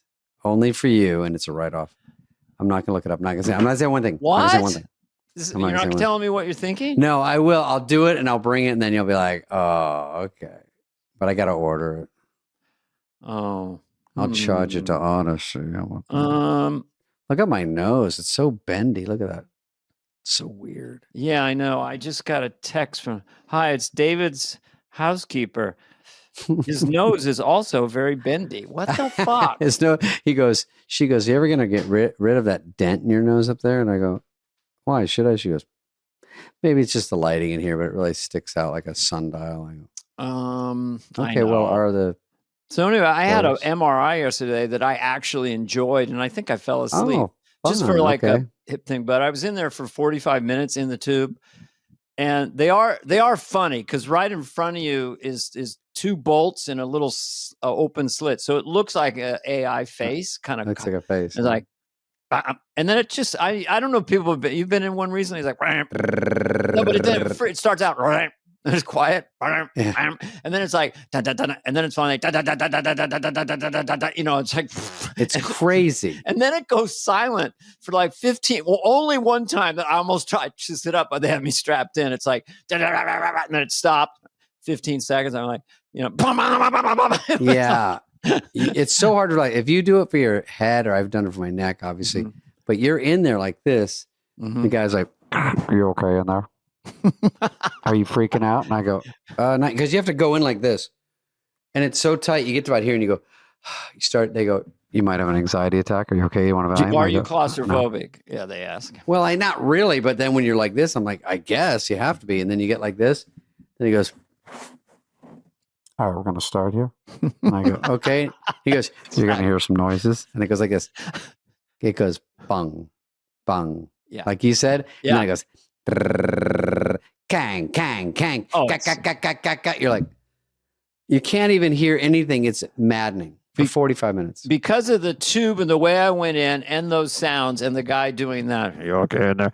I felt like I was in, I thought I was in 2001, I mean, I felt like I was inside that movie somehow. And so I kind of enjoyed it, but they put earphones. Here's what they did. It sounds like a bit. They put earplugs and then big ear canceling on top, and then started talking to me. And all I just looked at him, was like, yeah. And I go, I can't hear one word you're saying. Mine were I could still hear him. It goes bang, bang. Then there's a 10-second silence, and he goes, think your guy's going to do another Grown Ups? I go, what's that? It's funny. I thought if you weren't going for that then, I was going to go for get that. So what was up with the Turtle Man and Master of Disguise? Yeah. Why wasn't Dana at the reunion? What's up with Spade's hair today? What do you mean hair today? I'm in an MRI machine. MRI. David, did you get the message I gave your housekeeper about your baggy eyes? Is there any way I could get an advance copy of Busboys? David, if I don't have Amazon Prime, can you send me a link? Why does yours sound so metallical? It's funny. I don't know why it's funny. What was with church lady and what Spade came in and did Hunter Biden? What was that about? If you don't go to the 60th anniversary, will you let Spade borrow your church lady wig? Would Spade fit in that wig, or would you need a refit? Yours still sounds like it too. I like it. Mine's got a big squishy thing on it though. No, I took this off for a more metallic sound. Okay, go ahead. So what's up with Spade? No, seriously. And meanwhile, the background noise. But I did say, can you slow down the noise? Also, in a side story, we found a huge lump or some sort of foreign object in your body. I think someone left a scalpel there when you got your hernia last time. Anyway, so what's going on with bench warmers? Can you slow down the noises?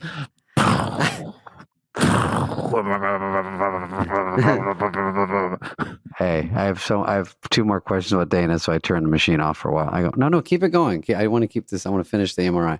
No, it's too loud. Anyway, what else is happening? Since my hands are like this, can you mind if I play a little blues harp? Last question from my nurse. Are you too old to have a TikTok? That's a good one. Simple yes or no. Oh, sometimes our job cracks me up. Right. we could end on that if you want. Yeah, I think it was funny. Yeah, it was good. I think it was a nice tight episode for our fans. I'm really proud of us. Yeah. And that should be our name for our podcast. I'm proud of us. We're proud of us. Yeah, we don't have what other people have, but we've got hope. We got us, and we got high hopes. Mm-hmm. Next week, I want to talk about why the movement to hate baby boomers. There's a lot of people talking about boomers. We'll go deep. Mm-hmm. Mm-hmm. We haven't had anybody on for a while. Maybe we'll get somebody on. Yeah, maybe get Tim Dillon to talk about that. He's pretty funny about it. It's funny. We can get him to hate anything. He's got some good hot takes. Funny. He was on CNN the other day, and he's just ripping on everything. It's so funny. That is entertaining. Okay, thanks for coming, Dana. Thanks for coming by my podcast. Appreciate it. I appreciate it. Just for a second, you've been on Dana Carvey, Superfly, with my guest today, David Spade. With David Spade. With David Spade.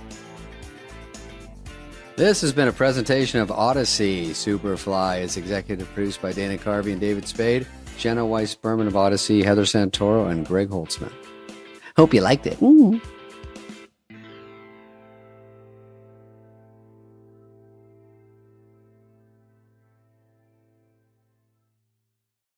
People don't hate on the fade of whatever my haircut's called, but they really scalp me pretty good. Well, can I ask you a question about that? And this is off the cuff, completely unplanned. Like, sure. What were you thinking?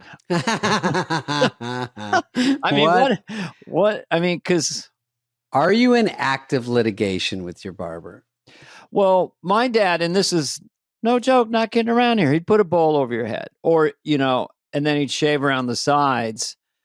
And work, right? And it'd go real close right there. And why that's called the fade? All the young people, that's what you have, the fade? That's the word I've heard, but really it's I like it a little long in the back. It's a little slightly mully. Yeah, Heather likes it. It's fine. I think it's pretty good.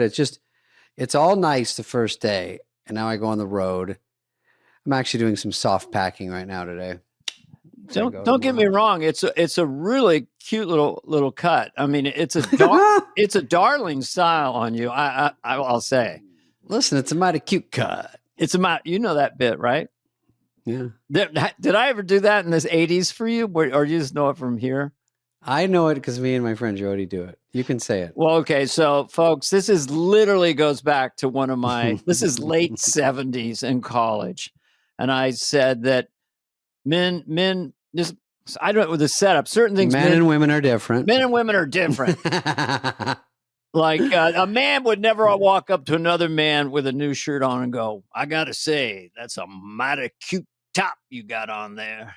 Something like that, right? Yep. And- It's mighty cute top. Mighty cute top. So even then, it was like a catchphrase. I'm king of the catchphrases. But I like your wave. Looks good. Whatever it's called, fade, wave. But when you were a kid and you got that little bowl cut, you're not out trying to get some puss. You're not trying to bang beef. I mean, you're just a kid, right? So you're not heading to the Golden Globes. Just get the hair out of the eyes. That's all the parents are Bang saying. beef. You mean make love to someone? You mean make sweet love and intercourse? Yeah, I think that's what I meant. Yeah. Came out wrong.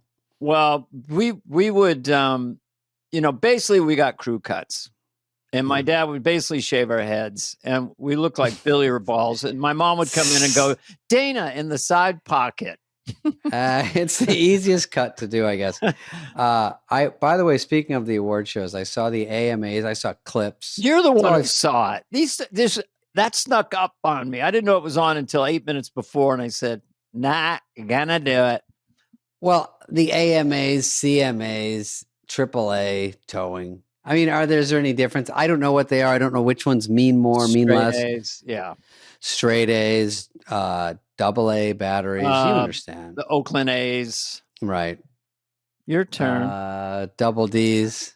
Batteries, pervert. Triple A's, bitch. Yeah.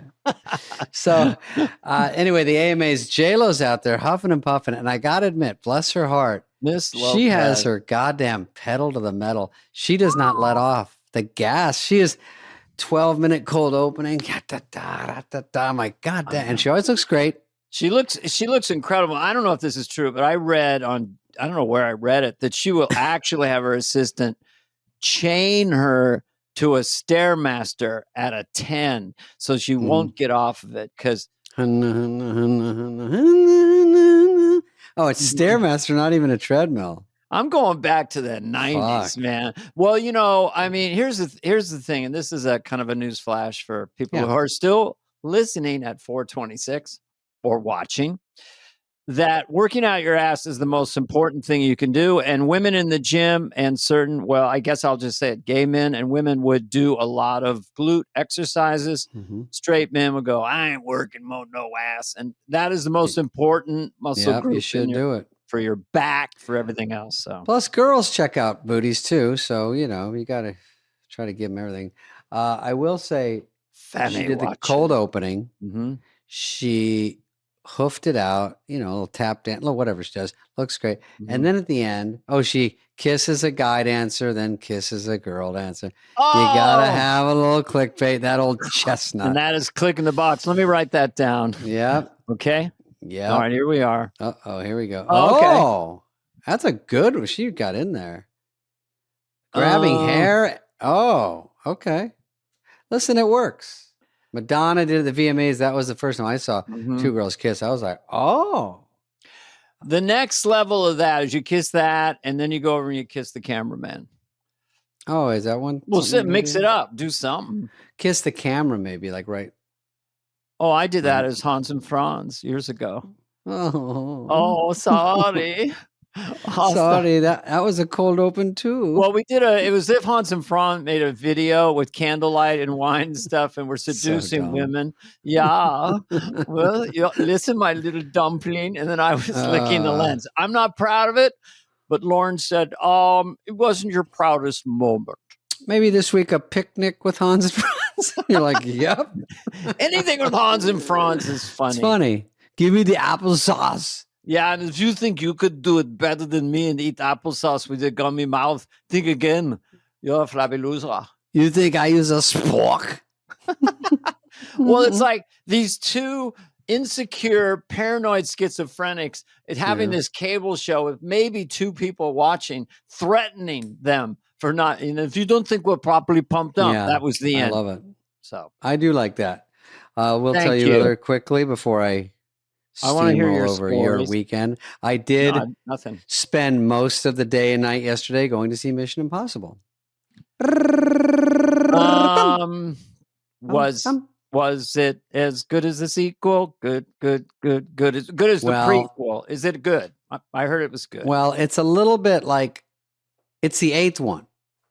So a little bit like Fast and Furious. Do we need 8? Well, it's sort of how can it? I don't want to, first of all, no spoil. I'm trying not to do spoilers. Don't do spoilers. Just I won't. When he dies at the beginning, that feels like a that I spoiler. know. No, you could tell. You could Tom tell. You would know. Cruise is not gonna die at the No. beginning. So No. that The didn't, funny thing is, it's AI centric. The plot. I like the last one was all about AI. Oh, it was? Mm-hmm. Yeah. Maybe. Oh, because they kept saying this is a standalone movie. Maybe it was supposed to be the second half of that one. I don't know. I think they Anyway, connected. The Yeah. crew is back, Mm-hmm. and his girlfriend is more age appropriate. She's only probably 30 years younger this time. That's great. Anyway, that's funny. Well, Tom Cruise, I don't know what people do these days, but he's got a great mop of hair. He looks very The good. hair is very moppish. Like it's first of all, it has to be. It's wind blown in every scene. He's on a propeller. He's on a submarine. It's just getting blown all over. And the funny thing is, of course, I watch because in the new world, you go, Tom Cruise. He's older than me, but I go, he looks good, obviously. But then I go, oh, he's a little puffy. And then you get in this world of like, if he looks a little old, you say he looks old. If he looks like better, you go, he's had work. You can't win. These stars can't win. The only way to win is just go halvesies. Now he's got chestnut brown hair, full mop. And chestnut. I had a friend, Gary Prince from New York, and he would always look at someone in their 60s and he'd go, give me wait a minute, not one gray hair. Not one. But I don't judge any of it because, look, I figured this out last week, and I don't know if I told you, but you are the product. So Tom Cruise is the product, and we want Tom Cruise. We don't mind him looking a little older, but we don't want Grandpa Cruise. So do the little fillers, do a few things. Just don't turn into a freak. That's David. Right. I think the idea, and you're right about this product thing, is you are the product. You have to sell yourself. You're the Twinkie. And Twinkies always stay the same. Now, if Twinkies look old and beat up, you don't want them anymore. Exactly. And Liam Neeson at 77, they put him in an overcoat now. I don't like what you're saying. All he has to do is go like that, and they cut. Yeah. Cut. So Tom Cruise can big do coat. this. Liam Neeson's wearing coat. Spanx, but And he's you have to. he's 6'4". Yeah, go ahead. So Tom Cruise looks good. I mean, this movie, I was comparing it, like many of us, to Busboys. And I was like, you could fit 3 Busboys. I mean, this movie is long.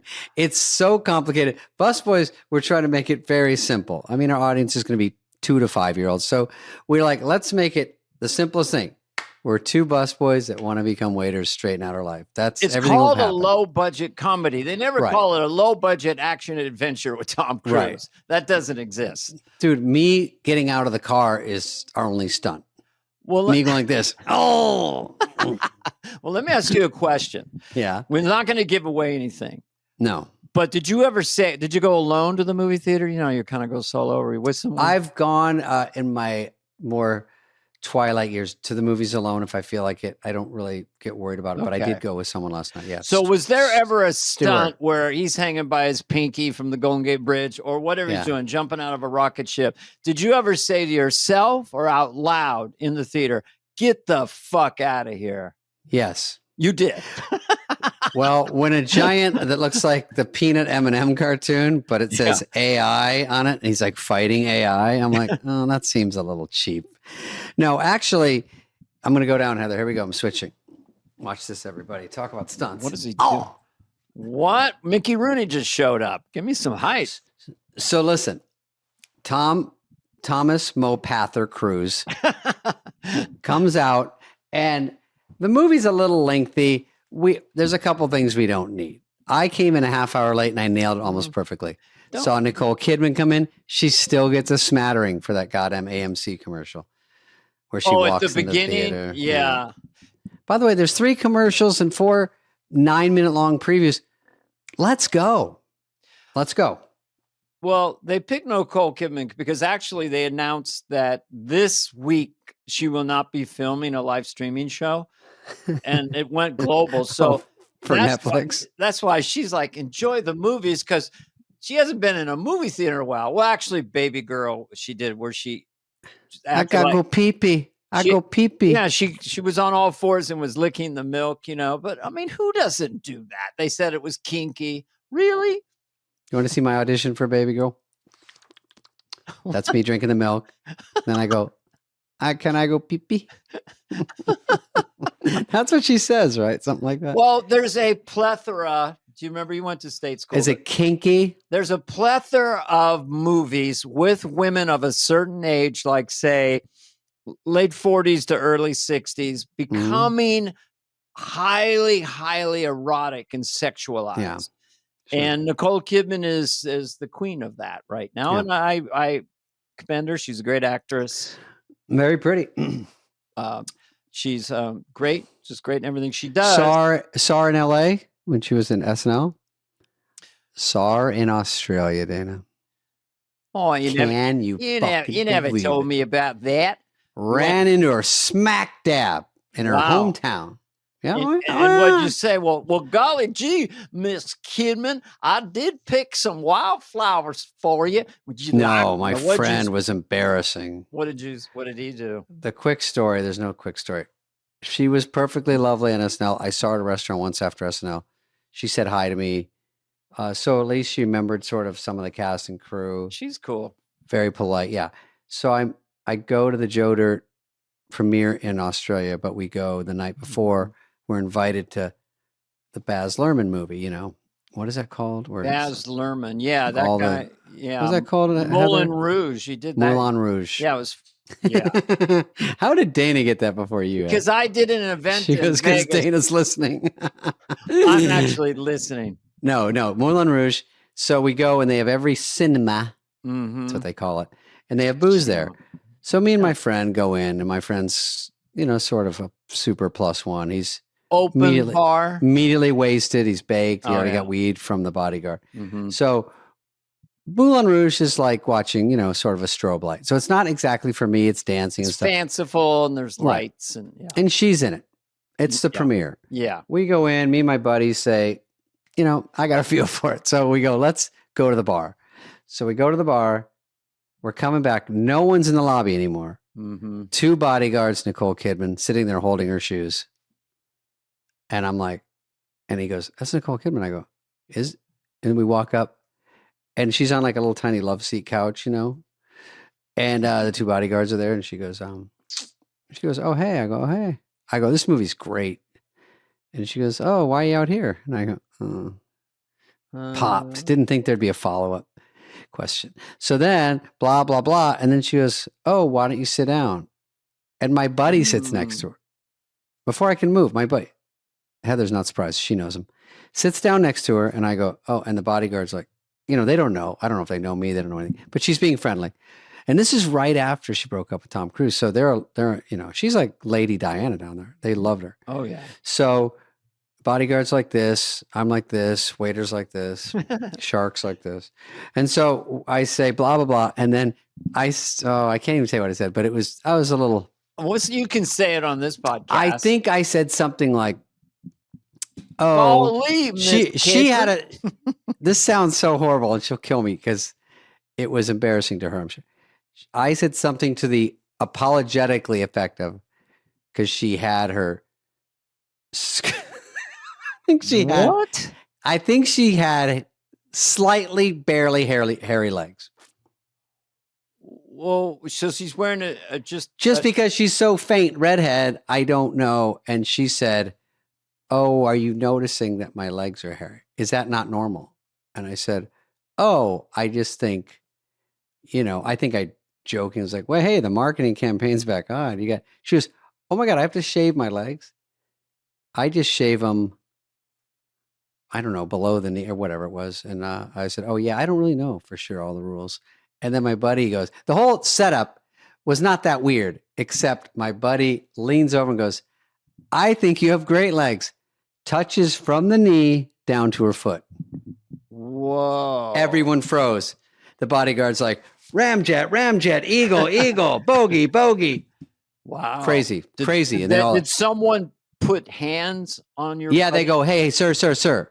Yeah, you And can't. we were all like, you and I don't go, yeah, touch. you don't touch the princess of I've Australia. had 2 celebrity tap outs, and the celebrity tap out is like I'm happy about it. Like I was at an event, Mhm. and Julia Roberts was over the way, and I for Mhm. some reason I thought I should say hi. We were going to do a Shakespeare thing, and she's I like celebrity tap outs. Go ahead. just celebrity tap out. So I started to walk over with a big shit eating grin. And go, wait a minute. And then I saw her kind of look down like that because I understood she didn't want the, hey, I got to say, when you did this movie or that movie. Sure. So then later on, it's Tom Hanks's event. We'd go there and read Shakespeare and act goofy. It is a theater. And she was, so we ended up having lunch around this big table and she was super cool. So I used my trick that never has failed. And I go to the person next to me, I can't remember what movie star it was. And I said, have you ever had a supernatural experience besides meeting me? And then everyone goes around and has a everyone goes around with a poltergeist scary story and everyone gets excited. The only one over by himself, this is like 6 movie stars and me, is Keanu Reeves, seated by himself facing away. And we're like, come on over. And that guy is the coolest. But oh my God. But I also had the same thing. I don't travel much, but I was in Paris in a cafe in the morning with my wife. And I don't like small talk Country either. drop, city drop. Oh, here's one you won't expect. Little Parisian cafe, late morning. Guy comes in, he turns, he sees me and immediately turns away. So I don't know if I'm recognizable in that way, but he immediately turned away. And then I pivoted and turned away. And that person was, guess, Gary Oldman. Joaquin Phoenix. Oh, good who one. is the coolest, I know. Yep. But I didn't want to have small talk with him, and he didn't want to have small talk with me, so. Oh, yeah. He's cool. I'd say Joaquin, Benicio, Keanu, all those guys are the cool guys out there. I love it. Love it. Keanu Reeves is... whoa. Oh, God. I don't think... I mean, he was Ted. I was Garth. We could have been Ted. It was Bill and Ted. Was he Ted? Bill and Garth. Ted, Bill and Garth and Ted and Wayne. That would be the matchup. You know what? That should have been a big Well, with Chat fucking GPT, look for that soon. Let's look at a clip. Let's look at a clip. That. Julia Roberts, huge star, by the way. Okay, so absolutely, and incredibly nice. Once she saw I wasn't going to be slobbering on her and fanning out, and was regular.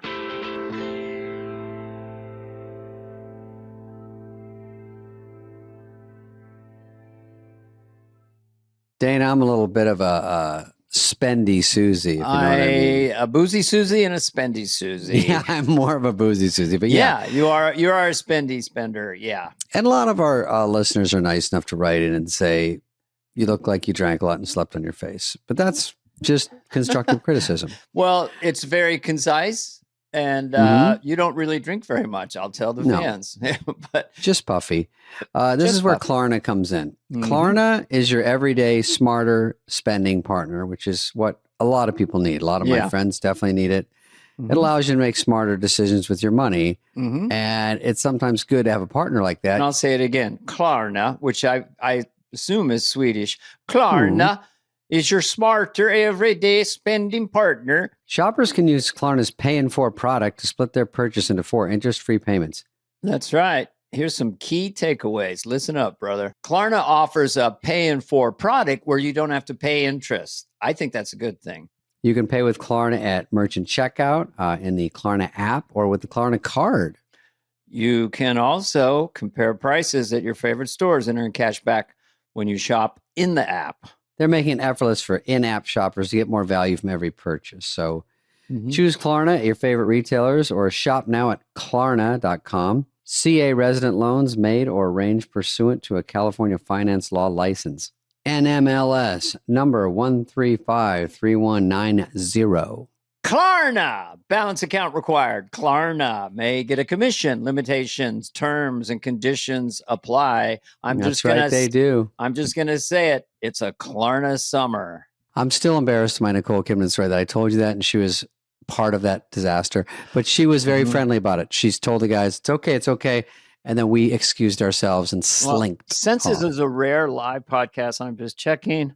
David Spade dishes about Nicole Kidman's hairy legs, Harry left. but says she Don't is, even say that. says It's she is a horrible. great person. So there you go. You're fine. By the way, should we do a live podcast or would that be? It doesn't matter. I think Let's it's go to the YouTube comments. At We'll some ask point, later. we should. This is going to be released in 45 minutes, so it's almost live. yeah, not this is like pretty there's- close. Greg has to do a 3-week edit. You know, I wanted. Yeah, I don't think anything gets edited out of our stupid show. No, our stupid show. That's the subtitle. So, by the way, on Amazon, Dandelion is still playing.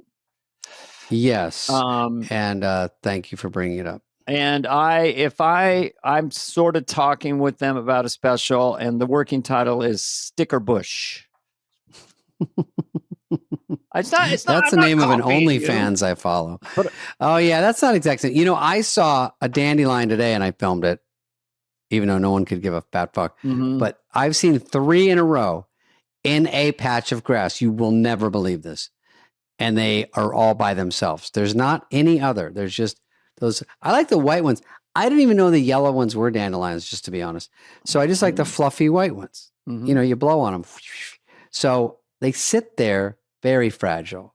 They sit there, and I'm like, again, I film them. I'll put them in my stories, and then everyone will be so excited. But Well, let it's me crazy. ask you a question. Crazy, not crazy. Does the dandelion, as a way of, having kids and propagating seeds, does it like to be blown on, or would it rather have the wind take its stuff? Who would rather have straight sex?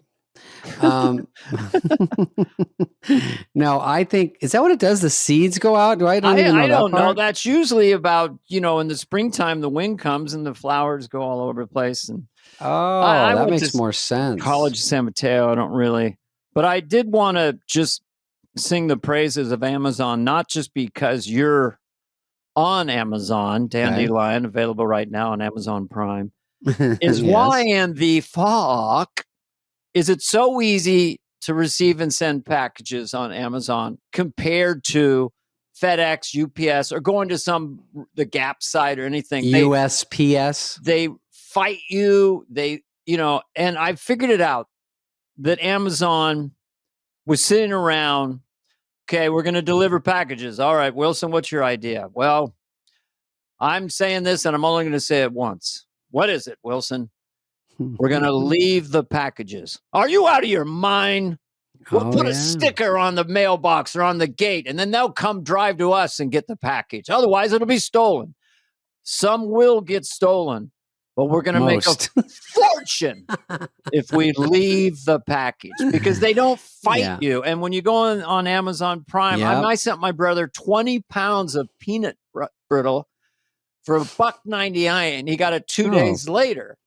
50th birthday. I mean, it is so easy to receive and send shit on Amazon. It's addictive, but they are incredibly efficient. I agree with you that they said, Jenkins, what do you think we should do? What would make a better service? And he goes, as fast as effing possible. We get them. You can order on Amazon. I think Heather will vouch at noon and get it by like 5 that day. Is that possible, Heather? Yes, you Same can get day? it. You can get it. You pay, but you get it. You pay $200 and get a phone cord. But it works. Yeah, during breakfast, I realized I forgot my toothbrush, and I order it, and I get it. It's basically this. You go to the post office, you deal with the UPS. Their whole attitude is, what the fuck do you want? Yeah, get out of With here. Amazon, it's like, can we help you? Want to order again? That's a really smart thing. Order 1,200 bottles of baby oil. Do you want to see a baby oil? Well, whatever you do in your spare time. I'm having practice freak offs. Just one case of baby oil. Just trying to get the beats down, see how they work. Mm-hmm. But if you go to FedEx sometimes, they leave a sticker. You have to drive to the middle of nowhere. 60 miles park. away. It's just not, it's just, and when you try to order something online, Who it's has not the Amazon. time? You put in your credit card info, you put everything, and then just red things come up. No. Too Try much. again, bitch. Okay, last thing I'll tell you, if that's the last thing you're saying, I'm worried about, here's a prediction, and it's very bold, Dana. I want to hear it. Okay. Okay. I think you can handle it. I'm a little parched, so Okay, better be a good take a one. sip. I feel like because of AI, Mhm. it might be the end of Instagram pretty much in a couple years and OnlyFans. Because there's when you go on Instagram, what are you really looking at? You're looking at photos. Mhm. They can be, you don't know for sure if they're doctored. Nope. Videos of people doctored. Sports news, they have, they have like the announcers going, and this fat fuck comes up to base, he throws it out. Oh shit, man, I would have pissed my pants in that place. And it's the real guy's voice and it's a real scene. You don't know. And they have newscasters going, well, and more bullshit news today. They tell a real story. And you're like, did they say that? Like, and so it's getting so blurry. It makes me want to look at Instagram less because you'll send somebody something. They go, fake. Dude, the guy can't fall that far. This truck can't jump like that. And you go, oh. Well, So it takes the fun out of it. well, look here. Let me set the table for you. Okay. Alphabet, i.e., Google, its parent company, just released some videos, i.e., short films, Okay. this week, and they showed them alongside another AI short film from a year ago. It's extraordinary. It looks like real people acting in real movies. There is no real people. There is no real set. There's car chases. Fearful. It's perfection. So very soon, if Busboys is a hit, for the second Busboy movie, all you need is to get a prompter to go with AI and go, Busboy, the sequel. This time, Theo Vaughn loses the girl.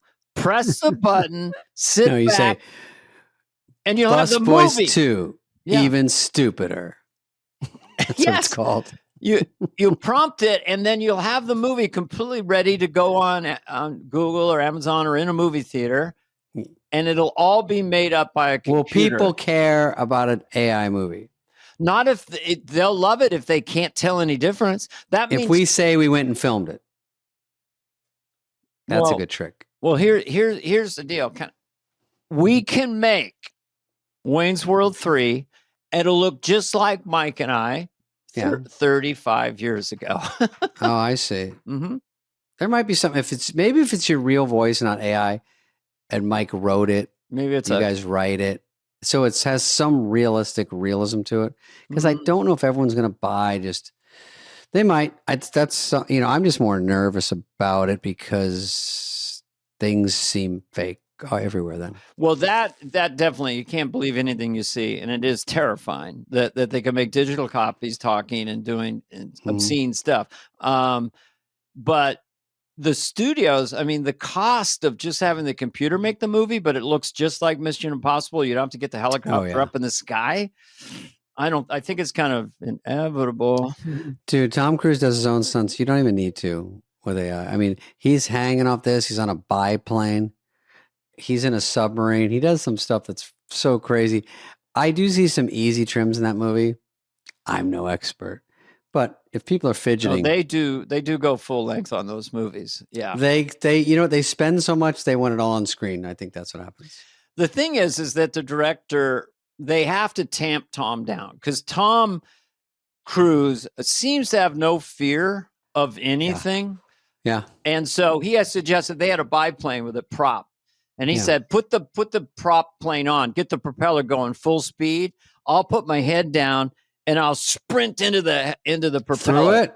Yeah. Through the propeller. And they explained to him, Tom, no, the propeller's going to chew up your head. And he goes, come on, man. It's moving quite fast, Tom. They do have to keep Tom under wraps. He says, what if I have the propeller just trim me ball hair? What is that? Why are you like a pirate? Me ball hair. Sounds funny. And they go, Tom, is that your compromise? It's the only compromise. Have they ever suggested a stunt to Tom Cruise where he said, get the fuck out of town? No way, man. That's too dangerous. I don't think so. You know what?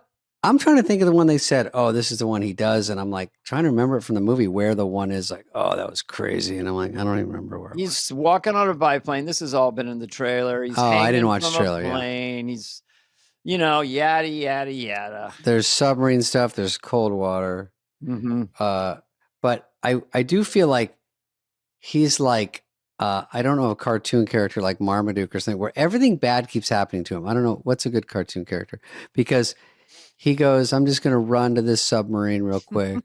And then it's like he gets, he's on the biplane. He gets a splinter in his hand from the wing. Like it's just, then he does this. Then they run out of gas. And it's like whatever is in front of him, there's 9 things that happen.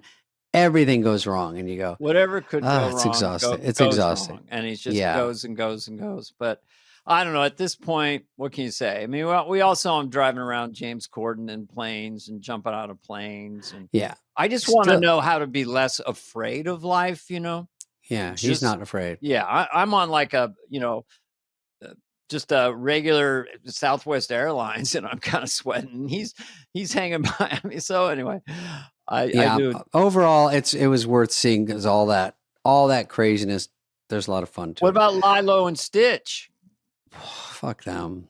300. No, you know what? That was harsh. Yeah. I don't know. I don't know who they are. Yeah. I don't.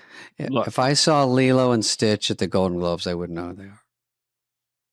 I would have no. I think it's Lilo and Stitch or Lilo and Stitch. No, it's all right. There's too much content. It's not because of our age group. It's not for me. You can't see everything. I mean, you're like an award show guy. You're never going to miss the Grammys or the whatever. I mean, you're glued to the tube when someone's getting an award. I'm glued to the indies at Cannes to play at 1 a.m. with a 45-minute standing ovation. Is there any chance you'll get nominated for Busboys for an Oscar? Oscar? Probably not. What could you get? Fan favorite, probably. Razzie? I mean, we're always in danger of being up for a Razzie. Anyone in these comedies that people just want to I don't poo-hoo on. That. Is that a word? All right, let's get to the hot stories. We're really wasting everyone's time. They're just doing their dishes right now. It's low pressure. I just like this title. I don't know what this is about. I like it already. The human body is not meant to piss every day. Toilets have made our bladder soft. The human body is not meant to piss. Should be able to piss up to 30 feet. What the fuck is this AI? See, this in time, fun. the faster the distance is met, the healthier your urinary tract is. Let me write that down because I'm going to type it into a post later. The faster the distance is met, the healthier your urinary tract is. That's exactly right. It's kind of like a larynx. Expound on that. Yeah. Have you ever seen a healthy larynx? I've seen scans. Sure. When you're looking at a scan of a healthy larynx, sound is coming out. You can measure sound. Right. And in terms of how hard okay, that's enough. Human body. All right. I like the guy that writes, I'm trying to get mine to 35 feet. Dude, mine barely makes the commode. The commode? Is that the bathroom. I don't know. I'm trying to think if I ever did any kind of urinary. Have you gone all day without peeing? Never. Nope, unhealthy. Mm. You're defeated. You go. Well, we talked about that. If you have surgery, you come out of surgery. It doesn't have to be major surgery. Right. Then you either at a certain point they say you gotta pee or I'm gonna have to cath you. So, oof, yeah, it's like a pencil. They go, what is bigger than where it's going? A full pencil? Okay, let's get that size. Oh my God. And then the nurse and 2 guys from Game of Thrones ram it into my wiener. Yeah. I never heard you scream. Oh, Heather said she has never heard me scream that loud. As I wasn't in the room. She was down the hall, and when the nurse goes, okay, you woke up from your hernia, you're all good, you made it. Now, the part I don't like to tell you about. See this? Looks like a Slim Jim. We're going to ram this. I go, why are you waiting? I was asleep for 5 hours. You wake me up for the worst pain of my life. And then she does it, and I was like, no. Richard Belzer said he took his cat in, and the guy had to check his butt. So the doctor takes this huge finger and rams up the cat's ass, and the cat goes, meow.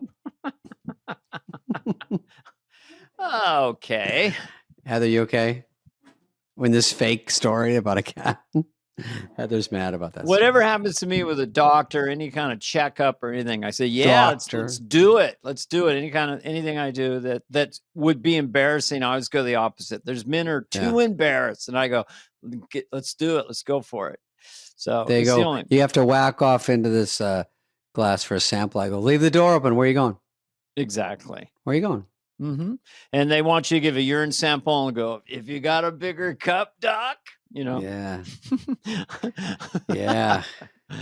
Lord's preserves. Yeah, I used to do this bit of this is kind of in the general area. A bit I dropped because it's kind of blue for me.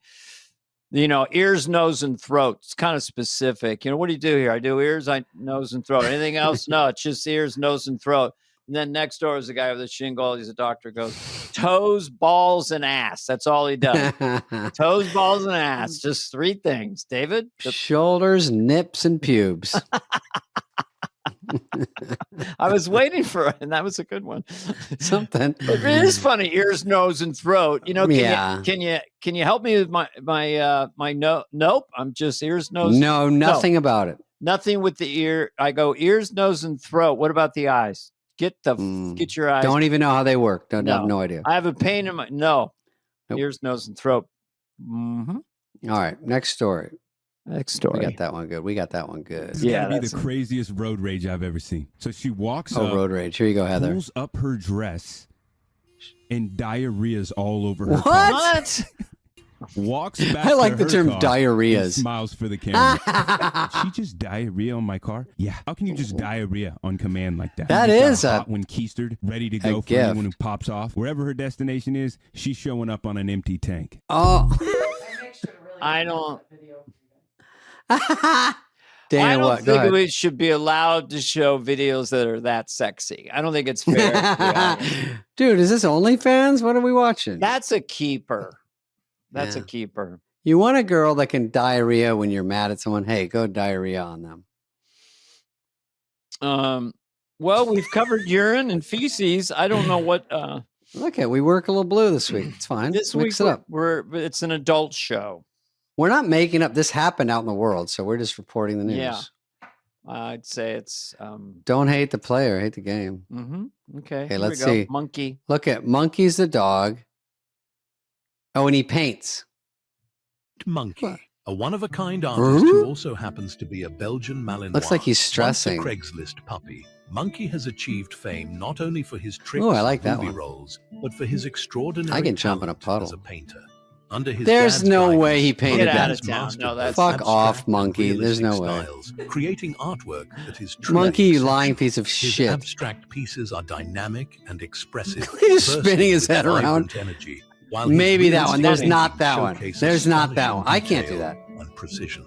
No, now Every they got a little. brushstroke It's is his it's own, funny. making each creation a It's not genuine even AI. masterpiece. It's faker. Monkey is the only dog in the world capable of producing artwork. It's of a this Monkey funny- is so funny His full video. of art shit. has captured the hearts of Dude. many, setting him apart as a doesn't- trailblazer in the world of canine creativity. Do you- His unless work you isn't have a just lot of remarkable for a Wait, dog. paintings by way Monkey. to go, Monkey. Way to go. It looks like Monkey. your That's art a great. little bit. What? You mean like a monkey could do it or a dog? No, you have artwork. Yes, I do. Maybe I'll share it with the audience. Let's show it next week because I said I wanted one for my house a long time ago I know. because I thought it was quite good. And then remember, It wasn't monkey good, but it was. I called you when you and asked you to still want some of my artwork, and I guess you just had a bag of Cheetos or something. Like, I don't know. I couldn't, so I just hung up. Oh yeah, but I did want it still. You know, it doesn't. You have some great stuff in your home, but it's not valuable. I mean, it's not valuable. Yours? No, I'm just saying. You know, no, you have nice. Oh yeah, no, mine's trash. Yeah, but it's not something for the walls. valuable, you know. It comes to the house. I keep it. Yeah, photos and stuff like that. Mhm. Okay, but we realized we all agree. Both judges agree that Monkey's trying to bullshit everyone. I thought it was a very funny, well done parody of a dog that could actually paint. I think they were serious though. That's the sad part. Really, I think it was a joke, and they Heather? did put the brush in the dog's face and have it go like that a little bit, you know. But Dude, then they go like this up close. It's really good. Then they show him in his mouth. He's like, "Arr." Doesn't know anything. Monkey goes spinning his head around. Look, dog people always want their dogs to be human. Of course. And that's just the fun of it. They're like, like didn't Oprah say it's just as profound as having a kid, getting a puppy. How'd you like to be a dog named after another animal? That's embarrassing. Oh, Hey, so goat. it's a dog and they call it monkey? Yeah. That is kind of cruel. It's kind of rude, actually. I would have called it. Yes, go ahead. I would have. Even if you call it Jack or something, then you're like, ooh, you're like a human to me. You're like a friend. If I had a beautiful golden lab, I'd call it larvae. That's one of the top names this year. Top monkey. Larvae. Larvae. Larvae. I may get a dog soon, but I'll wait till because I really do love dogs. They're uppers. I mean, they're just like for so sure excited and stuff. My friend got a little baby beagle. Would you ever do a beagle with the big floppy ears? Are sort of cute.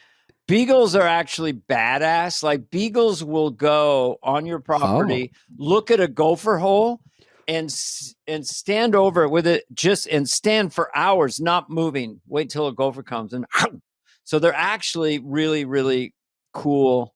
You can do stuff with them, I know a girl that can come over if you have a gopher hole, and then she'll squirt diarrhea in it.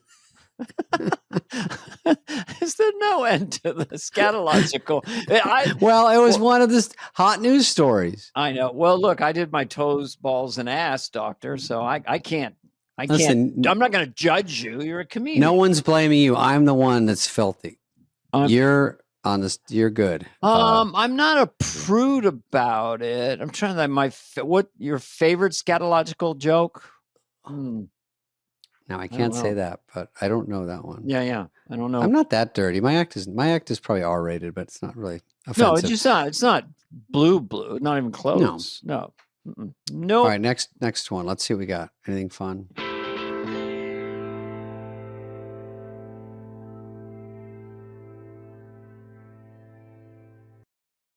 Mm-hmm. A closer What is look this? For you. Okay. Basketball. Oh, this is how bad basketball's getting. What is this? Oh, it's like a foul or something. Oh, they're all fighting.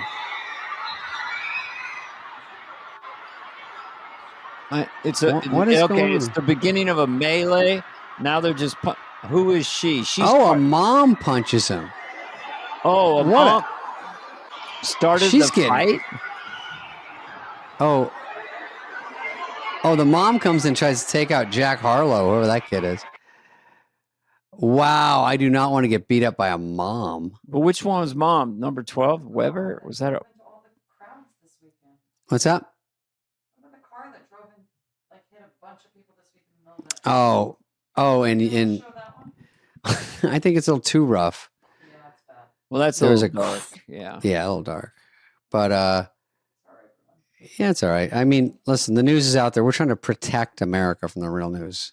All our listeners. Right. We're just giving them little blibs and blabs. Yeah, we want you to, when you click off on this, we don't want you to go, whew. We want you to go, that was fun. Yeah. Even though we do break that rule sometimes. Okay, All next right. one. Let's see. Mm-hmm. Oh, this is me when I'm angry and old. It's a cat one, Heather. Watch this. Another cat. Okay.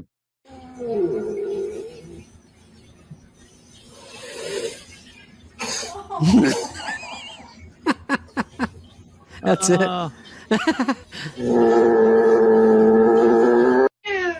What was that? Was that slow motion or something? I like it. He goes.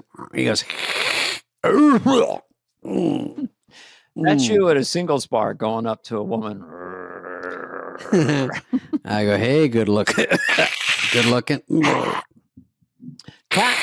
Cats are gnarly in that way, Okay, same weight class, cat versus dog. Who wins?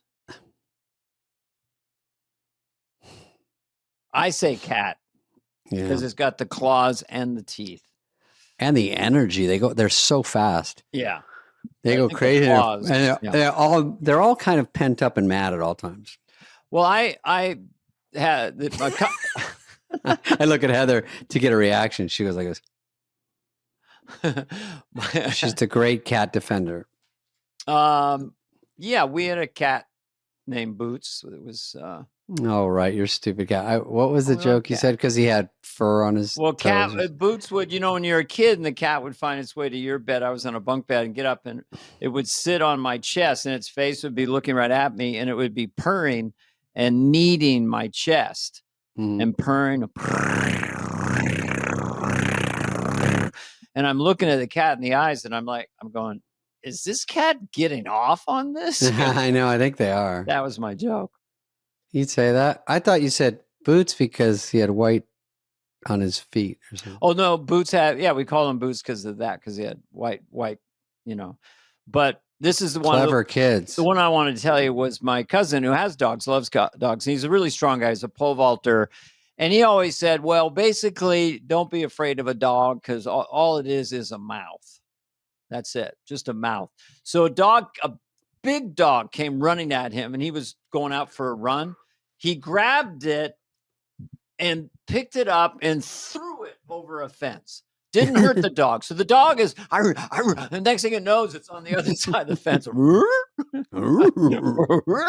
And so remember, don't be afraid. Just pick the dog up, surprise it, pick it up and throw it over a fence. If you're strong, yeah. If you're strong.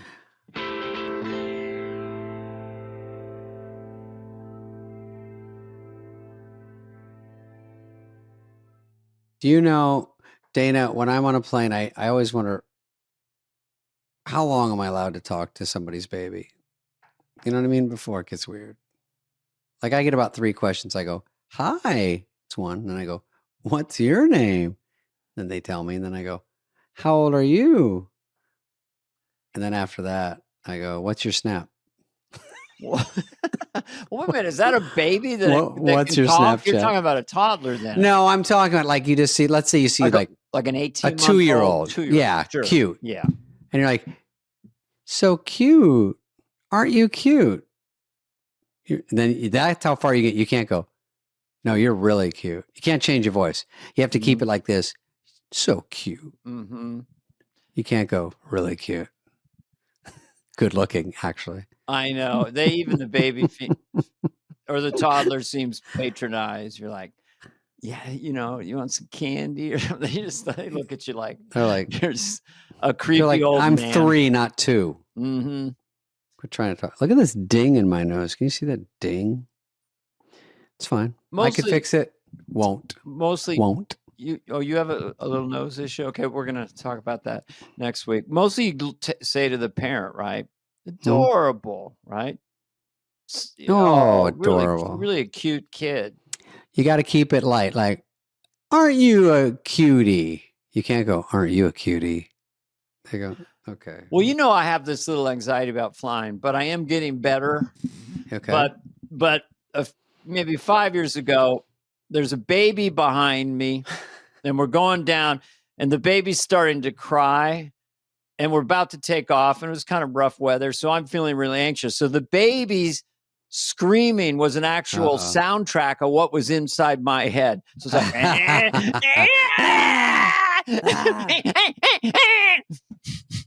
I have sound effects too. I like that one. And I'm thinking the same thing. People got to shut that baby up and go, I'm just not screaming, but that's what's inside my head. That's what it's like. You're not a great flyer, but you get through it. Oh, still going. Thumbnail alert. Whoops. All right. Well, I think in hindsight, in summary, Dana, we did a good job. We gave him a high quality show. I think it was good. It's just 2 friends talking. Maybe it wasn't our funniest. It wasn't our darkest. It wasn't our weirdest. This is episode. It could have been our greatest podcast. We try not to judge, It's episode 1,000 and 100 million. Mm-hmm. Yeah. Don't be All right. mad. So we'll see everybody next week, I guess. Next week, we've got a doozy and or a humdinger planned for you. Oh, my God. Heather's already here with us. All right. I'm going to jump off, Dana. So just give me 3 steps. Okay. This has been a presentation of Odyssey. Superfly is executive produced by Dana Carvey and David Spade. Jenna Weiss Berman of Odyssey, Heather Santoro, and Greg Holtzman. Hope you liked it.